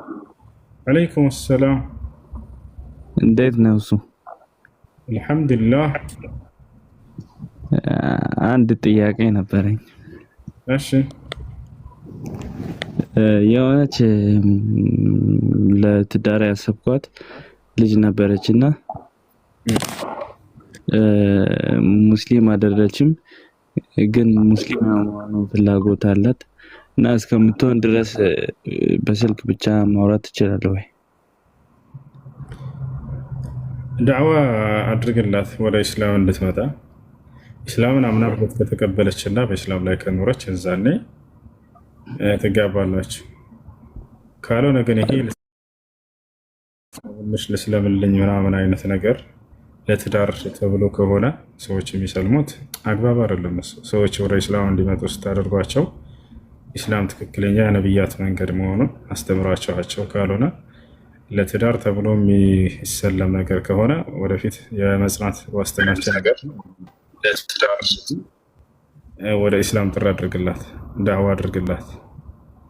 ዳዕዋ እያደረኩ ነው፣ ግን ማውራት አይከለከልም። ዳዕዋ ለማድረግ ያክል ከሆነ ጋብዛት። ኢስላም ትምህርት የሚማሩበት ቦታ ሰዎች ምናምን ጋብዛትና ያንን ታዳምጥ። አንተ ደግሞ በስራ ቦታ ላይ ወይ በትምህርት ቤት በተገናኘህበት አጋጣሚ ለብቻ ገንጠል ያለ ቦታ ላይ ብቻቸውን ማውራት እሱ አይቻልም። በስልክም ልክ እንዲሁ ከእንዲህ ወደ ኢስላም ልትጠራት ካልሆነ ሌላ ወሬዎች እንደዚህ ማውራት ተገቢ አይደለም። እሱ ያን ሁሉ ተጠንቅቀህ ምናምን ወደ ኢስላም የምትጠራባት መንገድና አጋጣሚ ካገኘህ ወደ ኢስላም ጥሪ አድርግላት። ልክ እንዲሁ ኢስላማዊ ትምህርቶችን መጽሐፍቶችን ጋብዛት። ወደ ኢስላም ከገባች በኋላ የዛኔ በኢስላም ላይ መጽናቷን አይተህ ታገባታለህ። እሺ ጀዛካላህ፣ አመሰግናለሁ። እሺ ሰላም አለይኩም። አለይኩም ሰላም ወራህመቱላህ። ደህና ነህ ወንድሜ? አልሐምዱሊላህ ደህና አለን። አልሐምዱሊላህ። እንትን ጥያቄ ነበረኝ። እሺ ለእናቴ ነበረ ጥያቄው። ትንሽ መርሳት አላት፣ ብዙ መርሳት አላት። ይሰማላ? እና ሰላት መስገድ አልቻለችም። ወቅቱን እንኳን ለይታ አታውቅም። በፊት በደንብ ትሰግድ ነበረ ሰዓቱን ወቅቱን ጠብቃ። ፈተና ፈህት እንዴት ነው ይሄ ነገር? ሰላት ላይ እኔ እንትን አስገድጄ ምናምን ማድረግ አለብኝ ወይስ በአላህ የምትጠየቅ ነገር እንዴት ነው? እሱን እንድታብራራልኝ ፈልጌ ነበረ። قال النبي صلى الله عليه وسلم رفع القلم عن 3 عن المجنون حتى يفيق وعن الصغير حتى يكبر وفي رواية أخرى وعن الصغير حتى يبلغ وعن النائم حتى يستيقظ ነብያችን ሰለላሁ ዐለይሂ ወሰለም ሐዲስ ላይ ምን አሉ? ከሶስት አይነት ሰዎች ብዕር ተነስቶላቸዋል አሉ። ምን ማለት ነው ብዕር ተነስቶላቸዋል ማለት? ለምን ይሄን መልካም ስራ አልሰራችሁም ተብለው አይጠየቁም። ለምን ይሄን ኃጢአት ሰራችሁ ተብለው አይቀጡም። አንደኛ መርፉዕ አልቀለም ከተባሉት አካሎች የአእምሮ ህመምተኛ የሆኑ ሰዎች እድሜያቸው ሲሄድ ጊዜ የመርሳት እንትናቸው እንዲሁም ደግሞ ራሳቸውን ያለመቆጣጠራቸው ነገር የሚመጣበት ጊዜ አለ። ሲያረጁ ጊዜ እንዲሁም ወጣትም ሆኖ ሊሆን ይችላል ወደ እብደት ዓለም የሄደ አእምሮውን የሳተ ሰው ይሄ ሰው የተካለፈ ሸርዕያ ከእርሱ ላይ የሸሪዓ ግዴታዎች ይሄ ሶላት፣ ጾም ምናምን ተነስተውለታል። ለምን አልሰራህም ብሎ አላህ አይቀጣም። አእምሯቸውን መቆጣጠር የማይችሉ ሰዎች ከሆኑ ገብታቸዋል። ሁለተኛ ደግሞ ህፃናት ልጆች ለአቅመ አዳም ለአቅመ ሔዋን እስኪደርሱ። ሶስተኛ እንቅልፉን የተኛ ሰው ከእንቅልፉ እስኪነቃ በህልሙ እሱ ኃጢአትን ያደርጋል አይደል? ሰው ያ አይጠይቅበትም። እንደ አጠቃላይ እናትሽ የመርሳት ችግር ካለባት አላህ ስብሐነሁ ወተዓላ በዚህ ነገር አይጠይቃትም። ግን እናንተ ትጠይቃላችሁ። ምን ማድረግ አለባችሁ ከተባለ ማስታወስ። እርሷ የምትረሳ ከሆነ ከጎኗ ሆናችሁ የሶላት ሰዓት ሲደርስ አሁን ሶላት ደርሷል፣ ዙሁር ሶላት፣ አስር ሶላት እያላችሁ አስታውሷት። ይሄን በማድረጋችሁም ከአላህ ዘንድ ትልቅ አጅር ታገኛላችሁ። ስለዚህ ሶላት እንድትሰግድ ዒባዳዋን እንድትቀጥል የህይወቷ ፍጻሜ እስኪመጣ ድረስ ከጎኗ ሆኑ፣ አጅር ታገኛላችሁ ዒባዳ በሰራች ቁጥር። አይ እሺ፣ አመሰግናለሁ። መርሐባ። ሰላም አለይኩም። ወዐለይኩም ሰላም ወረሕመቱላሂ ወበረካቱ። ሙሱ እንዴት ነህ? ደህና ቆየህ? ዳኝ አልሐምዱሊላህ። እና የሆነች ጥያቄ ሁለት ጥያቄ ነበረኝ እና ብዙ ሰዓት እመጣለሁ አላስገባኝም። ሚስትን ሰው ልጅ ሚስቱን ካገባው በኋላ ተናዶ የሚሆን ቡን ቴንሽን ሆኖ የሚሆን በጽሁፍ አንዴ ብቻ ፈትቼሻለሁ ቢል ኒካው ይወርዳል? ያው ፈትቼሻለሁ ካለ ኒካው ይወርዳል በጽሁፍ።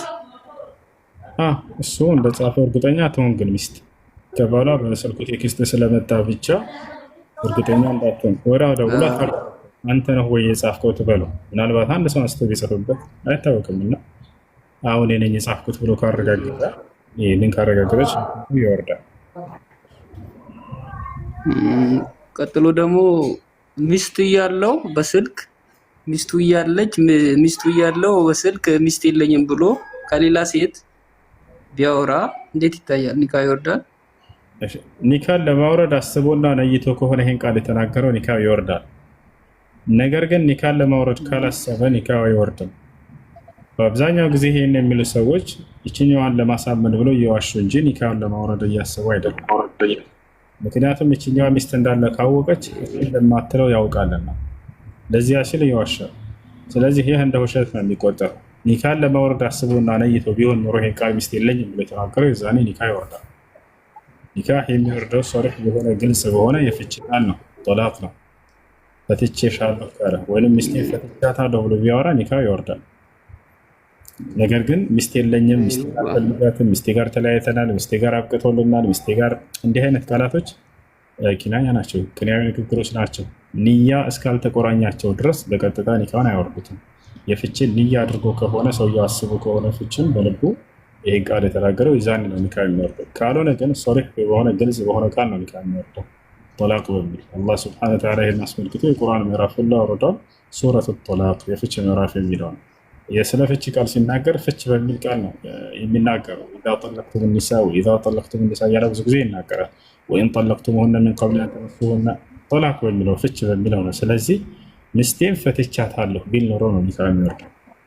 ይሄኛው ቃል እንደ ውሸት ነው የሚቆጠረው። መዋሸት ራሱ ወንጀል ተውበት ሊያደርግ ይገባዋል። ከዚያ ንግግር ውሸት በኢስላም ነቢያችን ሰለላሁ ዐለይሂ ወሰለም ሲናገሩ ምን አሉ? ኢያኩም ወልከዚብ ፈኢነል ከዚበ የህዲ ኢለል ፉጁር ወኢነል ፉጁረ የህዲ ኢለል ናር ወላ የዛሉ ረጁሉ የክዚቡ ሐታ ዩክተበ ዒንደላሂ ከዛበን ወዐለይኩም ቢስድቅ ፈኢነ ስድቀ የህዲ ኢለል ቢር ወኢነል ቢረ የህዲ ኢለል ጀና ወላ የዛሉ ረጁሉ የስዱቁ ሐታ ዩክተበ ዒንደላሂ ስዲቃ። ነቢያችን ሰለላሁ ዐለይሂ ወሰለም ምን አሉ? አደራችሁን ውሸትን ተጠንቀቁ አሉ።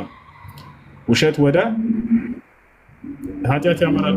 ኃጢአት ወደ እሳት ያመራልና ሰውየው ከመዋሸት አይወገድም ከአላህ ዘንድ ውሸታም ተብሎ እስኪጻፍበት ድረስ። ከዚያም በኋላ ውሸት ይቀለዋል ለዚያ ሰው አሉ። አጋጥሟቸው አያውቁ? ለመዋሸት ምንም ጣጣ የሌለው ሰው አጋጥሟቸው አያውቅም? ምንም ጣጣ የለውም፣ ጉዳይ አይደለም። አንዳንዱ ደግሞ በጣም ይከብደዋል ለመዋሸት፣ ሲጠነቀቅ ታዩታላችሁ። እና ያ ሰው መዋሸትን በተደጋጋሚ አድርጎት ከአላህ ዘንድ ውሸታም ተብሎ ተጽፏል። ከዚያ በኋላ ውሸት ይቀላቸዋል እነዚያ ሰዎች ያሉ ነፍስ ማለት። ከዚያ አስከትለው ስለ እውነተኝነት ተናገሩ። አለይኩም ቢስድቅ አሉ፣ አደራ እውነተኞች ሁኑ አሉ። ፈኢነ ስድቀ የህዲ ኢለል ቢር፣ እውነተኝነት ወደ ጽድቅ ያመራልና አሉ። ወኢነ ልቢረ የህዲ ኢለል ጀና፣ ጽድቅ ደግሞ ወደ ጀነት ያመራልና አሉ። ወላ የዛሉ ረጅሉ የስድቁ ሐታ ዩክተበ ዐንደ ላሂ ሲዲቀን አሉ። አንድ ሰው እውነትን ከመናገር አይወገድም ከአላህ ዘንድ እውነተኛ ተብሎ እስኪጽፍ ድረስ። ከዚያም በኋላ ይሄ ሰው እውነት እንጂ ውሸት አይቀናውም በፍጹም አሉ። ብትገድለው በቃ መዋሸት አይፈልግም። አንዳንድ ሰው ይሄ ሰውዬ እውነትን ከመናገሩ ብዛት ከአላህ ዘንድ እውነተኛ ሰው ተብሎ ተመስክሮለት ተጽፎለት። ይሄ ነው ነቢያችን ሰለላሁ ዐለይሂ ወሰለም ዘንድ በጣም አስቀያሚ ባህሪ ምን እንደሆነ ታውቃላችሁ? ቃለት ኡም ልሙእሚኒን ዓኢሸተ ረዲየላሁ ዐንሃ አብገዱ ልኹሉቅ እንደ ረሱሊላህ ሰለላሁ ዐለይሂ ወሰለም አልከዚብ። የምእመናን እናት የሆነችው እናታችን አይሻ ምን አለች? ከነቢዩ ሰለላሁ ዐለይሂ ወሰለም ዘንድ አስቀያሚ ባህሪ ብሎ ማለት ውሸት ነው አለች። በጣም ይጠሉ ነበር። ነቢያችን ሰለላሁ ዐለይሂ ወሰለም ይህንን ተናግረዋል። እሺ፣ አሰላሙ አለይኩም ወራህመቱላህ። ታንኪዩ በጣም ነው የማመሰግነው። መርሐባ መርሐባ። እሱ እኔ አንድ ጥያቄ አለኝ። እሺ፣ ጥያቄሽ ምንድን ነው? ስታስተምር ጊዜ ስከታተል ነበረ፣ ተቋረጠ ቲክቶክ ላይ ከዚህም በፊት ማለት ነው። ጥያቄ የቂያማ ቀን 150 ሺህ የሚቆሙት ማለት ነው ካጂም አማኝም አንድ ቆሞ ከዛም በኋላ ነው ፍርዱ የሚያገኝ። በዛም ጥያቄሽ ምን አልሽ? የቂያማ ቀን ማለት ነው 150 ሺህ ተቀስቅሶ የሚቆመው መቆም ማለት ነው። ሁሉም ነው የሚቆመው ካጂም አማኝም። ከዛም በኋላ ነው ፍርዱ የሚያገኘው። يوم القيامة على المؤمنين كما بين الظهر والعصر አሉ ነብያችን ሰለላሁ ዐለይሂ ወሰለም። የሰው ልጆች በአንድ ሜዳ ላይ ፀሐይ የሰንዘር ያክል ርቃቸው ለ50 ሺህ ዓመት ይቆማሉ ካሉ በኋላ ምእመናንን ግን አወጧቸው። ምን አሉ ነብያችን ሰለላሁ ዐለይሂ ወሰለም? የምእመናኖች አማኞች ላይ ግን የትንሣኤዋ ቀን ልክ ከዙሁር እስከ አስር እንዳለችው ርቀት ሆና ታልፍላቸዋለች አሉ። ያ በካህዲያኖች ላይ ነው። ወካነ የውመን ዐለል ካፊሪን ዐሲራ ይላል።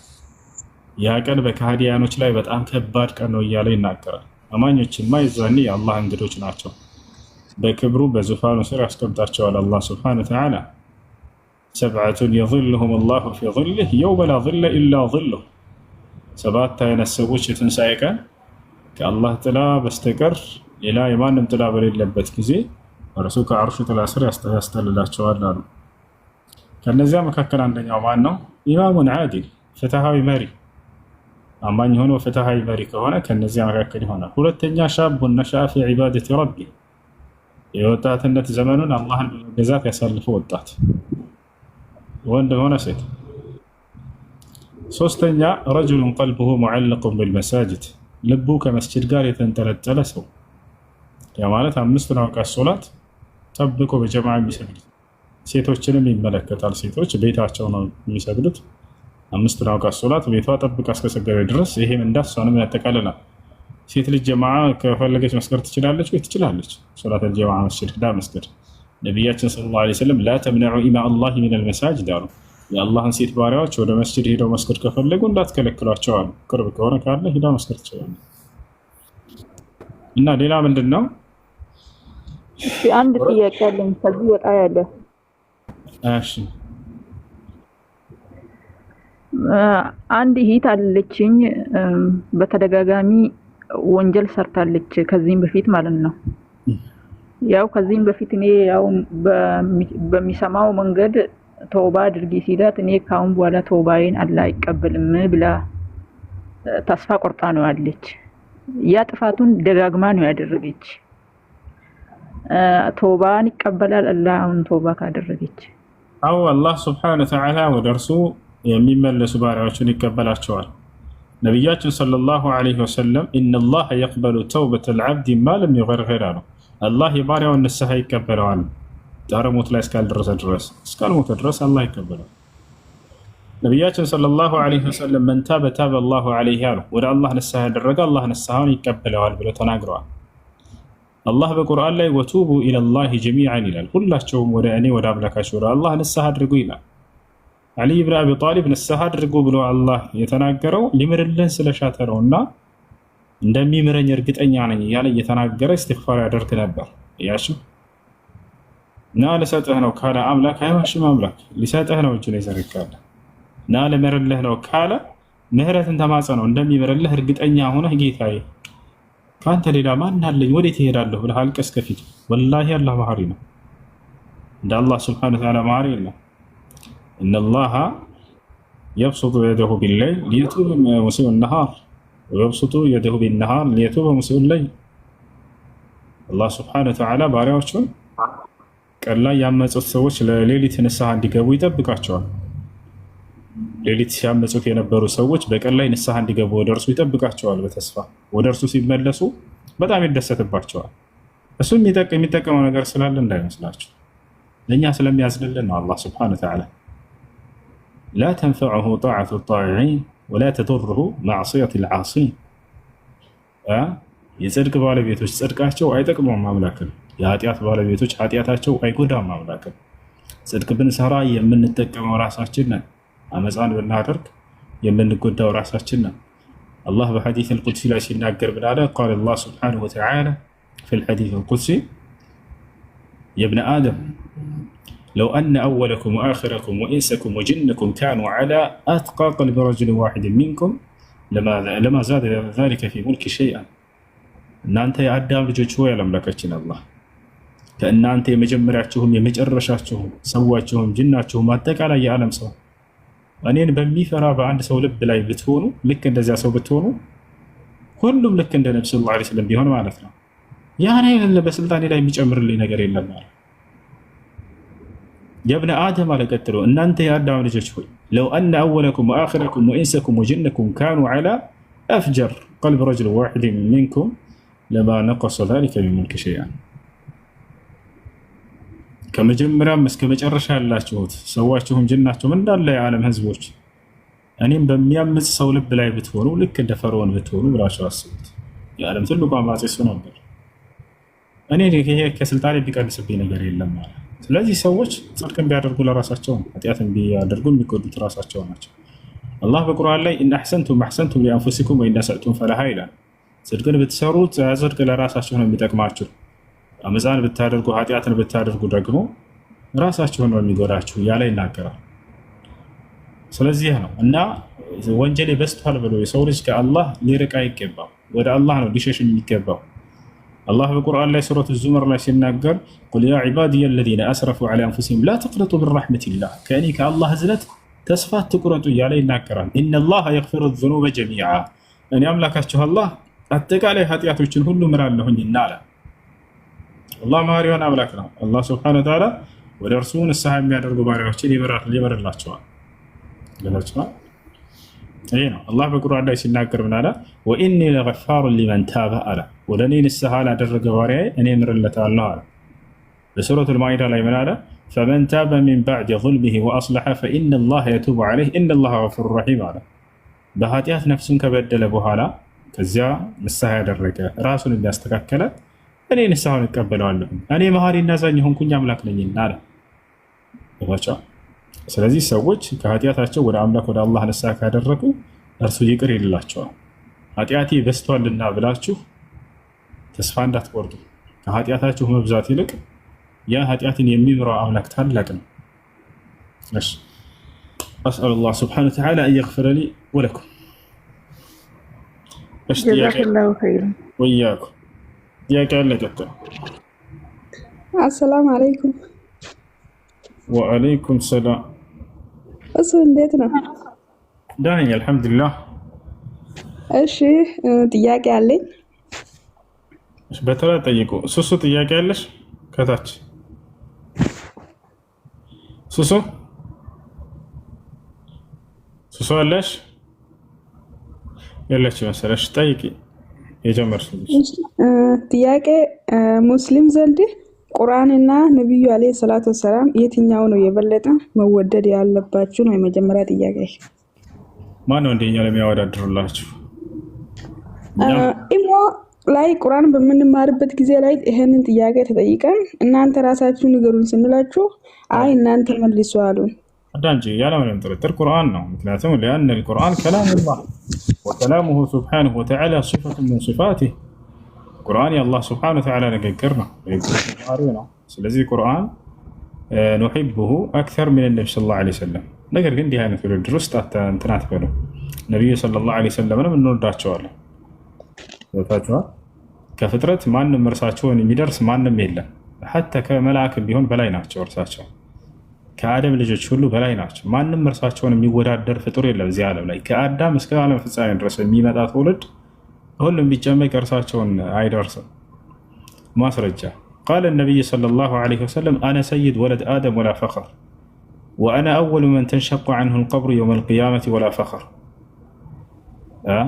እኔ የአደም ልጆች ሁሉ በላጭና አይነታ ነኝ አሉ። ይህን ስነግራቸው ፉከራ ሳይሆን እውነታ ነው አሉ። ፉከራን በጣም ይጠላሉና ከሰው ለየት ብለው መታየትን በጣም ይጠሉ ነበር። ግን እውነታን መናገር ስላለባቸው ይህን ተናገሩ። የሚገርማችሁ ሰዎች ወደ ነቢ ሰለላሁ ዐለይሂ ወሰለም ጋር ሲመጡ ከሩቅ ሀገር ከመንግስታት ምናምን ተልከው ሰሃቦች ጋር መጥተው የትኛው ነው ሙሐመድ ብለው ካልጠየቁ አያውቁም ነበር። ቦታቸው አላረ ለምን ከተባለ ከህዝብ ተለይተው አይቀመጡም ነበር። አብረዋቸው ቁጭ ብለው ነበር። جاء أعرابي إلى المدينة አንድ የገጠር ሰው ወደ መዲና መጣና ከህዝቦቹ ተልኮ ተወክሎ የመጣ ቃል ነው ስለ ኢስላም ለመጠየቅ አዩኩም ሙሐመድ ጠየቀ። ተመልከቱ የትኛችሁ ነው ሙሐመድ ብዬ ጠይቅኩኝ አለ። ምክንያቱም ልለየው አልቻልኩም። በሁላቸው መካከል ተቀላቅሎ ተቀምጧል። ذاك الرجل ተብዬ ተነገርኩኝ አለ። ያ ሰው ነው እዛ የተቀመጠለት ተብዬ ተነገርኩኝ። رأيته مستلقيا ظهره ጀርባውን ጣል ተይቶም አገኘሁት አለ። ነብያችን ሰለላሁ ዐለይሂ ወሰለም በጣም ተዋዱዕ ያላቸው ነበሩ። በጣም ይተናነሱ ነበር። ከዛ ሄደ መጣ ጠየቃቸው። ይሄ ሰው ስለ እስላም ጠየቀ። መጨረሻውን እስልምናን ተቀብሎ ሄደ። ገራሚ ጥያቄዎችን ጠይቆ ስለ አምላክና ስለ ነብያት ጠየቀ። መሰረታዊ የሆኑ ነገራቶች ያንን ሰምቶ ሄደ፣ እስላም ተቀበለ። እና ምን ልላችሁ ፈልጌ ነው ነብያችን ሰለላሁ ዐለይሂ ወሰለም ከፍጥረት ሁሉ በላይ ናቸው። እርሳቸውን የሚያክል የለም። ولكن القرآن أفضل من النبي صلى الله عليه وسلم لأن القرآن ليس مخلوقا ولا يقال كذلك أنه خالق بل يقال أنه صفة من صفاته سبحانه وتعالى وصفاته سبحانه وتعالى يعني فرع من ذاته فعلى ذلك فالقرآن أفضل من النبي صلى الله عليه وسلم ولكن النبي صلى الله عليه وسلم أفضل المخلوقين يفترة كله بلاجنا ورساتهم حتى هو أفضل عليه الصلاة والسلام من الملائكة ومن جبريل كذلك كما قال ابن عباس نبي صلى الله عليه وسلم كسو كله بلايناتشو رسالة بيستكاكل ما نمي الله كملائكم كله بلايناتشو نبياتنا صلى الله عليه وسلم بيستكاكل ما نم ملائكة إلا تامل كتاب الله هو لا أنا ملكاتهم والله እሺ አመሰግናለሁ። እሱ ሁለተኛ ጥያቄ መገረዝ ፈርድ ነው ወይንስ ሱና ነው? ያወራህ ነው አይደል? ለምን ተቆርጫለሽ? ነብያችን ሰለላሁ ዐለይሂ ወሰለም እናመልካቸው። እሺ እኛ የምናመልከው አንዱን አምላክ አላህ ሱብሓነሁ ወተዓላ ብቻ ነው። እርሳቸውን ግን እንከተላቸዋለን። መከተል ማምለክ አይደለም። እርሳቸው ከአምላክ ዘንድ የሚሰጡትን ትምህርት እንከተላለን። ማንን ነው የምናመልከው? አላህን ብቻ ነው። አላህ በቁርአን ላይ እኔም ብቻ አምልኩኝ እያለ ይናገራል። ወኢያየ ፈዕቡዱን ይላል። እኔም ብቻ አምልኩኝ ይላል። ወኢያየ ፈርሀቡን ወኢያየ ፈተቁን አለም አዕሀድ ኢለይኩም ያ በኒ አደም አላ ተዕቡዱ ሸይጣን ኢነሁ ለኩም ዐዱውን ሙቢን ወአን ያዕቡዱኒ ሃዛ ሲራጡን ሙስተቂም። እኔም ብቻ አምልኩ እያለ ይናገራል። ነቢያቶችም ልክ እንዲሁ እርሱን ብቻ አምልኩ አላህን እያሉን ያስተማሩን። አላህን ብቻ አምልኩ ብለው ካስተማሩን ነቢያቶች መካከል ኢየሱስ ክርስቶስ ምን አለ? ወኢነ አላህ ረቢ ወረብኩም ፈዕቡዱሁ ሃዛ ሲራጡን ሙስተቂም። መሲሁ ምን አለ? የእኔም ጌታ የእናንተም ጌታ እርሱ አላህ ብቻ ነውና እርሱን በብቸኝነት ተገዙት፣ ይህ ነው ቀጥተኛው መንገድ አላቸው ይላል። ያ ሰላም ወላሂ ነቢያቶች ትምህርት እጥር ምጥን ያለች እኮ ነች። አንዲት መስመር ነው የምትሆነው፣ ግን ሙሉ የመጣበትን ዓላማ የገለጸው መሲሁ እዚህ ላይ አንዲት መስመር ነች። ነቢዩላህ ዒሳ የመጣበትን ዓላማ በአንዲት መስመር ገለጻት። ምን አለ? የእኔም ጌታ የእናንተም ጌታ እርሱ አላህ ነው አለ። ተመልከቱ፣ የፍጥረት ሁሉ አምላክ እርሱ መሆኑን ገለጸ። ከዚያስ የመጣበት ዓላማ ምንድን ነው? ፈዕቡዱሁ እርሱንም በብቸኝነት ተገዙት አላቸው። ከዚያ ቀጥሎ በምን ዘጋው? ሃዛ ሲራጡ ሙስተቂም ይህ ነው ቀጥተኛው መንገድ አላቸው። በቃ አለቀ። ለዚህ ነው የመጣው። እሺ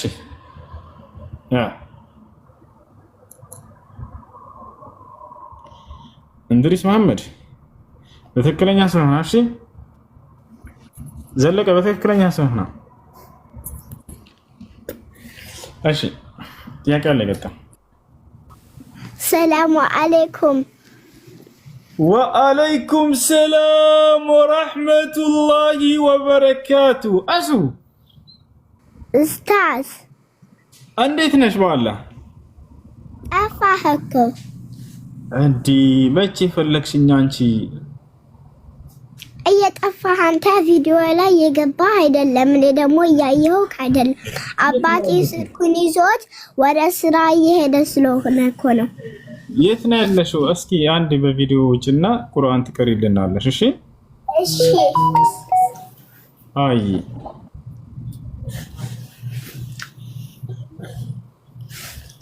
አጣጣ እንዲ አሱ አቤት። መነጽር በትክክል የሚለበሰው እንደዚህ ነው አይደለ? አይደለም። እና እንደዚህ አዙረህ ልበስ። እንደዚህ አዙረህ እንደዚህ። አሃ እንደዚህ ነው። እንደዚህ እኮ አይደለም። እንደዚህ አዙረህ እንደዚህ። አሃ እንደዚህ ነው። አዎ። እሺ ሹክራን። ቁርአን ቅሪልን። እሺ አሱዬ ጎበስ። ማሻ አሱ ስንት ዓመትሽ ነው? ነገሪያቸው። 5 ማሻአላህ። 1 ዓመት ጨመረች። በፊት እኮ 4 ነበርሽ። አሱ ታድጋለሽ። አሁን ግን ሴፕቴምበር 29 ስለሆነ አልፏል። አሃ ገባኝ። በቃ ሹክራን። አሁን ቁርአን ቅሪልን። እሺ አሱ እሺ። ቢስሚላሂ ራህማኒ ራሂም አልሐምዱሊላሂ ረቢል ዓለሚን አርራህማኒ ራሂም ማሊክ የውሚዲን ኢያከ ነዕቡዱ ወኢያከ ነስተዒን اهدنا الصراط المستقيم صراط الذين أنعمت عليهم غير المغضوب عليهم ولا الضالين آمين قل هو الله أحد الله الصمد لم يلد ولم يولد ولم يكن له كفوا أحد. ما شاء الله ما شاء الله. ليلى مكرر لنكو بستاقلش ليلى على وكان ጥያቄ አለኝ። እሺ ጥያቄሽ ምንድን ነው? የኔ ከዝን እሱ ጾሬ ልሰራ አለ። ለምን እሱ ያለው እኔ ረሱሉላህ ዐለይሂ ወሰለም ጾራቸውን ተሰርተዋል አለ። እሱ ደግሞ ልሰራ እያለ ነው።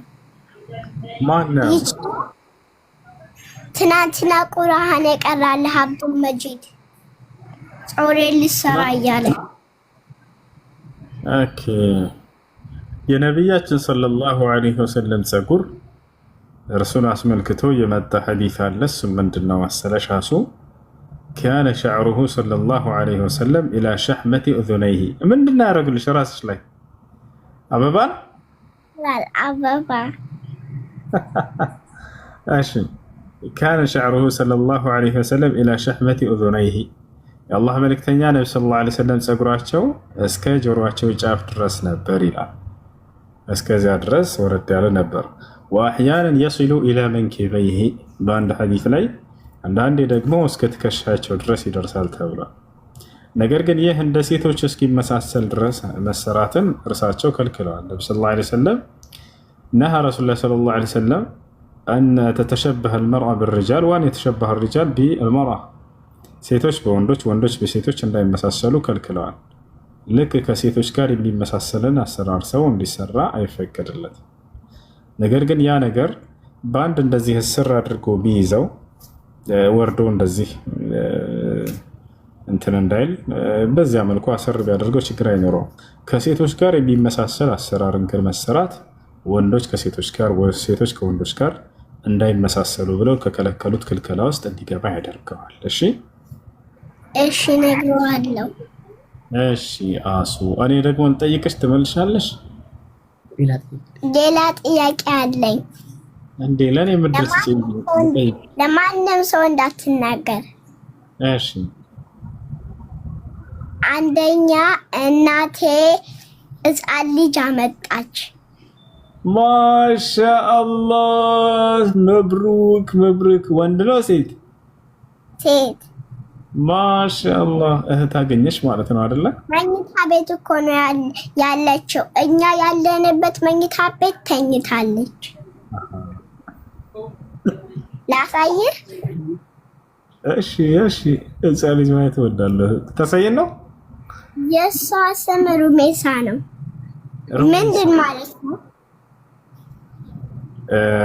ሩሜሳ ወላሂ ላሲ ወላሂ አዕለም። አታውቅም? አላውቅም። አላህና አላህ ይወቀው። እሺ እሺ። አሳይን እስኪ እህትሽን ሂጂ። እሺ ኡስታዝ ሰላም አለይኩም። ቆይ አለይኩም ሰላም ወራህመቱላሂ። ሩመይሳ የሚለው እንትን የአነስ ብኑ ማሊክ እናት ናት የሚል እንትን አይቼ ነበረ እና አይ ቲንክ ወላሂ ላዚም አላውቅም። የአነስ ብኑ ማሊክ አላውቅም። አላህ አለ። ኦኬ ላሳይህ? እስኪ አሳይን። ጥያቄ ጠይቅሽ ነው? ጥያቄ ጠይቃት። እሺ ጥያቄ ጠይቅሽ? አሊፍ እንዴት ነው የቆመችው? አሊፍ እንዴት ነው የቆመችው? አንደኛው ትርጉም ማን ነው? እንደዚህ ናት። እንደዚህ ናት። አላህን። ማሻአላህ። ሁለተኛስ ማን ነው የምትወጂው? ሰለላሁ ዐለይሂ ወሰለም። ሰለላሁ ዐለይሂ ወሰለም። ሶስተኛስ ማን ነው የምትወጂው? አባቴንና እናቴን። ማሻአላህ። አራተኛስ ማን ነው የምትወጂው? አንተን። እሺ አምስተኛስ ማን ነው የምትወጂው? ሁሉንም ሙስሊሞች። ማሻአላህ። ወንድምሽን እሳ መሐመድን ረሳሽው? አትወጂውም እንዴ? ወንድሜንም ትወጂዋለሽ? እህቴንም ሂበቱላህንና አብዱላህን። ማሻአላህ ማሻአላህ። ሂበቱላህን ትወጂዋለሽ? እህትሽ ናት? እህትሽ ናት? አታውቅም እንዴ? ነው አሁን አንቺ ስትነግሪኝ ነው እንጂ እኔ አላውቃትም ከዚህ በፊት። ታውቃታለህ? አውቃለሁ። ኦኬ በቃ ቴንክ ዩ። ሌላ ሰው ይጠይቅ ደግሞ ባይ ባይ። ሰላም አለይኩም። ሰላም አለይኩም። ወአለይኩም ሰላም ወራህመቱላሂ ወበረካቱሁ። እሺ መርሐባ።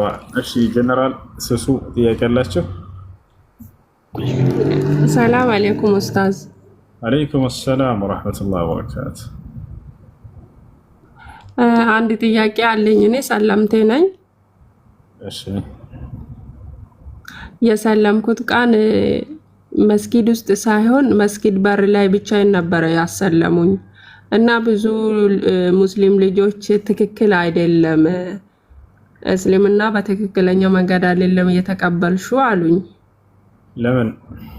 አንቺ በትክክል የሸሃዳ ቃል ብለሽ ከሆነ ከሰዎችም ሰምተሽ ቢሆን የአንድ ሸሃዳ ይቆጠራል። ግዴታ ሰው መኖር አይጠበቅበትም። በትክክል ሸሃዳ ሲሉ ሰምታችሁ አብራችሁ ተከትላችሁ ብላችሁ ከሆነ የአንድ ሸሃዳ ይቆጠርላችኋል። ችግር የለውም። ኦኬ ይሄ ነው።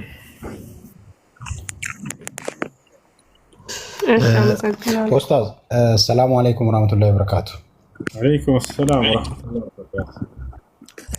እሺ አንድ ጥያቄ አለኝ። አሰላሙ አለይኩም። አንድ ሰው ለሞተ ለቤተሰቡ ወይ ለእናቱም ለአባቱም ለወንድሙም ቢሆን ማለት ነው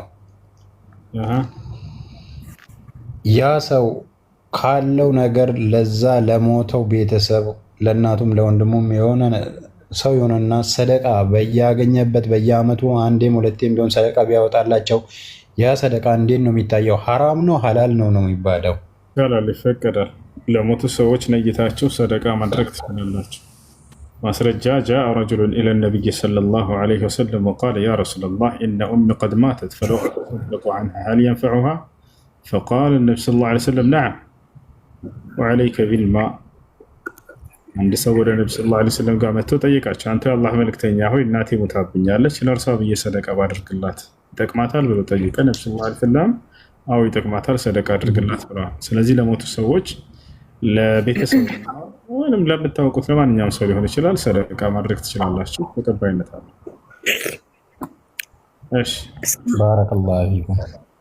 አመሰግናለሁ። ማሻአላህ። አሰላሙ አለይኩም ወራህመቱላህ። ወአለይኩም ሰላም ወራህመቱላህ ወበረካቱ። حياك الله وبياك. الله يحييكم. نعم. والله أول شيء أنا أشكر الله عز وجل، ثانيا وأشكرك على موافقتك. لا وراه سلافقك أمسجنا الله. مرحبا. أنا يوانا طياق ما طيقنا لدي سؤال. نعم. اسمع تفضل. الو. اسمع شنو سؤالك؟ تمام. وانا مسلمة جديدة. تمام. من اسلمت ك ودا 11 عمت ምናምን ይሆነኛል። اوكي والحمد لله الله سبحانه وتعالى من علي وأن ብዙ ማላቀው ነገር ነበረኝ ስለ እስልምና ግን አሁን አልহামዱሊላህ ብዙ ነገሮች አውቃለሁኝና መጠየቅ የምፈልገው በኢትዮጵያ ውስጥ እናትና እህት አንድ ወንድሞች አለኝ ክርስቲያን። እሺ ትሰማኛለህ? አዎ ሰማሻለሁ። Alright, thank you. So, ከዛና እኔ ከእንደኔ ብዙ ጭቁጭ በእንትን يعني في المعاملة كان ليس لديهم معاملة جيد. So بعد أسلمت والله تزوجت رجلا ذو القيمة وذو الدين كمثلك أنت، وتزوجته كنت صغيرة وما شاء الله علمني إسلام بالطريقة التي صحي عن القرآن والسنة. تمام.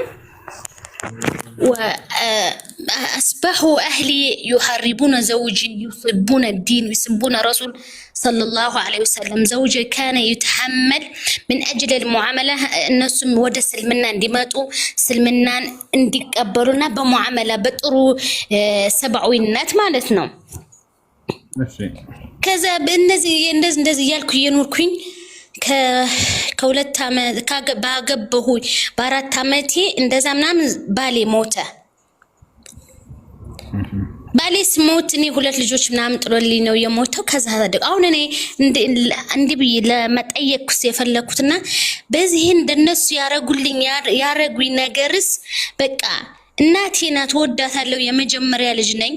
ዲን እስልምና ስላስተማረኝ ካፍርም ብትሆን የራሱ የሆነ ሐቅ አላት። ተረዳህ? ግን እናኔ በቃ ለመደወል እንደዚህ ፍላጎት የለኝ። በቃ አይደለ እንደዚህ እናቴ ናት ብዬ እንደዚህ ምናምን በቃ አንዳንዴ ስራ ሳለኝ እንደ ቤተሰብ ያለኝ አይመስለኝም። እና ብዙ ነገሮች ዑለማዎች ሲያወሩ ስሰማ እና ራንድ ዘምድናውን የቆረጠ يعني ምንድነው የሚባለው ይሄ ስልሕት الرحيم مش هل الله سبحانه وتعالى በዚህ ነገር ይጠይቀኛል? እኔ ምናምን አንዳንዴ ነገር እንትን ስለኝ ያ አላህ እናቴ ረግማኝ ነው እንዴ በእናቴ ምክንያት ነው እንደዚህ ያልተሳካልኝ ምናምን እላለሁኝ።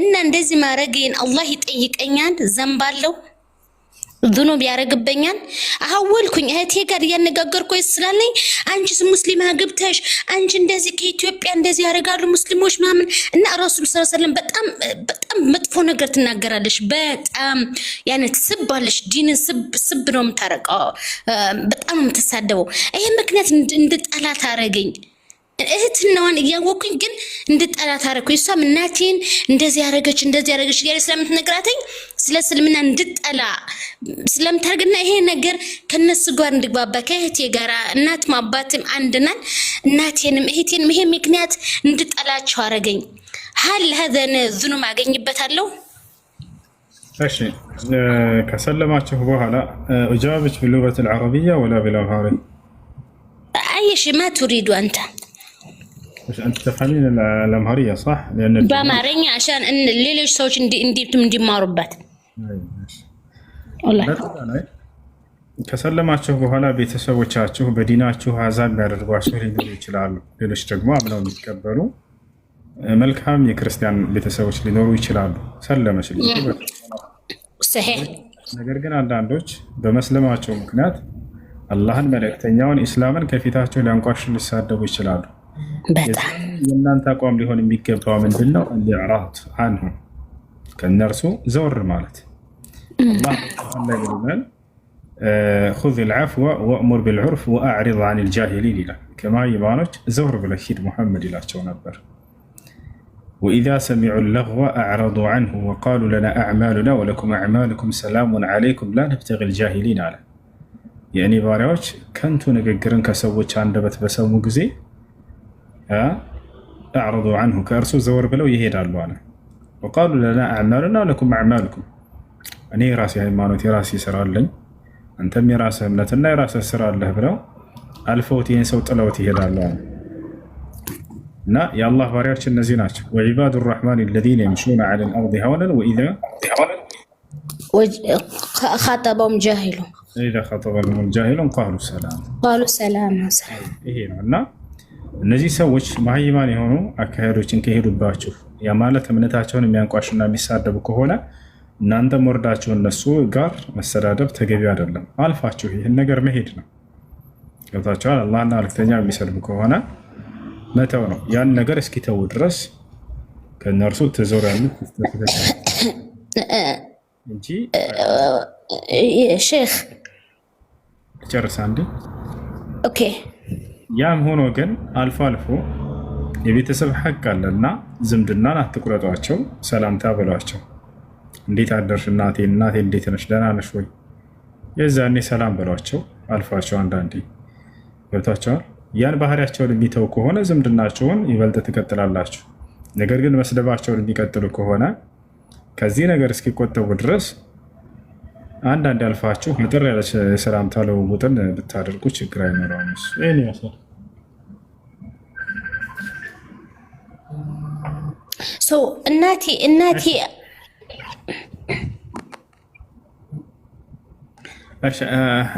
አላንጎን ናም አሁን መናገር ትችላለሽ ኦራይት እናቴ እኮ እንደዚህ አፋን እንደዚህ ብላ እንደዚህ ነው መላክ እንደዚህ ነው ምናምን አትለኝም ግን የአካባቢው ሰዎች እንደዚህ ልጅሽ ሰለመች እንደዚህ ያረገች ይሏታል እኔ እናቴ ምንም አላልችም ግን እኔ እወዳታለሁ እናቴን ስልምና አሁንም በጣም አላህን ማመሰግነውስ ከሰለምኩ በኋላስ ቤተሰብ ዝምድና ምን ማለት ዝምድና ምን يعني الأسرة ما معنى الأسرة على طريقة الإسلام أنا قبّي ترده جنني فكر يناتي فكرني كلبي عند أي أنا باربين على وراي كرتا أنا بحب يعني أنا أريد واشتاق إليها لأمي أشتاق إليها مهما أنا حولت في قلبي أريد واشتاق إليها لكن لما أحس هذا الحساس في قلبي مات ما فيش حب ماذا أفعل كثير مرة أنسى مهما عندي إمكانية أتصل بها وعندي إمكانية أتصل بها ما بقدر انسي ما مضى اوكي انسي ما فات الآن يعني كلميها واتصلي عليها وزوريها أحيانا ولو بالاتصال، كي تواصلي معها وسلمي عليها. وإذا كانت هي تحتاج إلى مال وعندك يعني شيء تساعدينها ساعديها به. بارك الله فيك. الله جل وعلا يقول في كتابه فيما يتعلق بالمسلمين إذا كان عندهم آباء وأمهات كفار، قال سبحانه وتعالى في سورة لقمان ووصينا الإنسان بوالديه إحسانا حملته أمه وهنا على وهن وفصاله في عامين أن اشكر لي ولوالديك إلي المصير وإن جاهداك على أن تشرك ما ليس لك به علم فلا وصاحبهما في الدنيا معروفا. معروف. ايه نعم، هذه الآية هي الآية دي جعلتني دائما أتفكر في سورة اللقمان. هي جعلتني أني أنا يعني أخاف أنه الله سبحانه يأخذ روحي وأخاف أني أنا أموت. هذا العلاقة أنت هون عند النقطة بله نبرنا هي دشئيات أني أوكي إن زال هون أني ودي إثيوبيا لما هيد بفلك እንደምታውቀው የኛ የካልቸራችን ምክንያት ዘመድክ እንደዚህ ነው ሰላም በይውቀፊው እንደዚህ ተረዳህ አይደለ? ይሄ ነገሮች እኔ ቤተሰቦቼ ሁሉም አንድ ሙስሊም አይገኝም። ከአማራ ክልል ናቸው፣ ሁሎችም ክርስቲያኖች ናቸው። እዚህ ነው ወደ ሀገሬ ማለሄድበት ምክንያት ሁሉም እሺ ወደ ኢትዮጵያውን ለሄድ ብዬ እናቴና እህቴን ሰላም እላለሁ። ግን የአካባቢው ሰዎች ሲመጣ እንግዲህ እንደምታውቀው ሰላም ማለት አለብህ፣ ሂጃብሽን ማውለቅ አለብሽ፣ እንደዚህ ማድረግ ይሄ ነገር እንዳልሄድስ ወደ ሀገሬ አረገኝ። እንደሱ ከሆነ በስልክ ዘይራቸው እህት። ኦኬ በስልክ ዝምድና መቀጠል በስልክም ይቻላል። قال الشيخ እህት ዝምድና ቀጥል በስልክም ቢሆን እሺ። alright الله يفتح لك. شكرا بارك الله فيك. الله يفتح لك. مع السلامة. السلام عليكم أستاذ. عليكم السلام ورحمة الله وبركاته. ሰላም ነው ኡስታዝ? አልሐምዱሊላህ። እኔ የሆነ ጥያቄ አለኝ ኡስታዝ። እንትን የአበሻ መድኃኒት በሸሪያ እንዴት ይታያል? ምን አይነት መድኃኒት ልጄ? ያለኝ እሱ እንትን ነው እንደዚህ ከሸሪያ የሚጋጭ ነገር አለ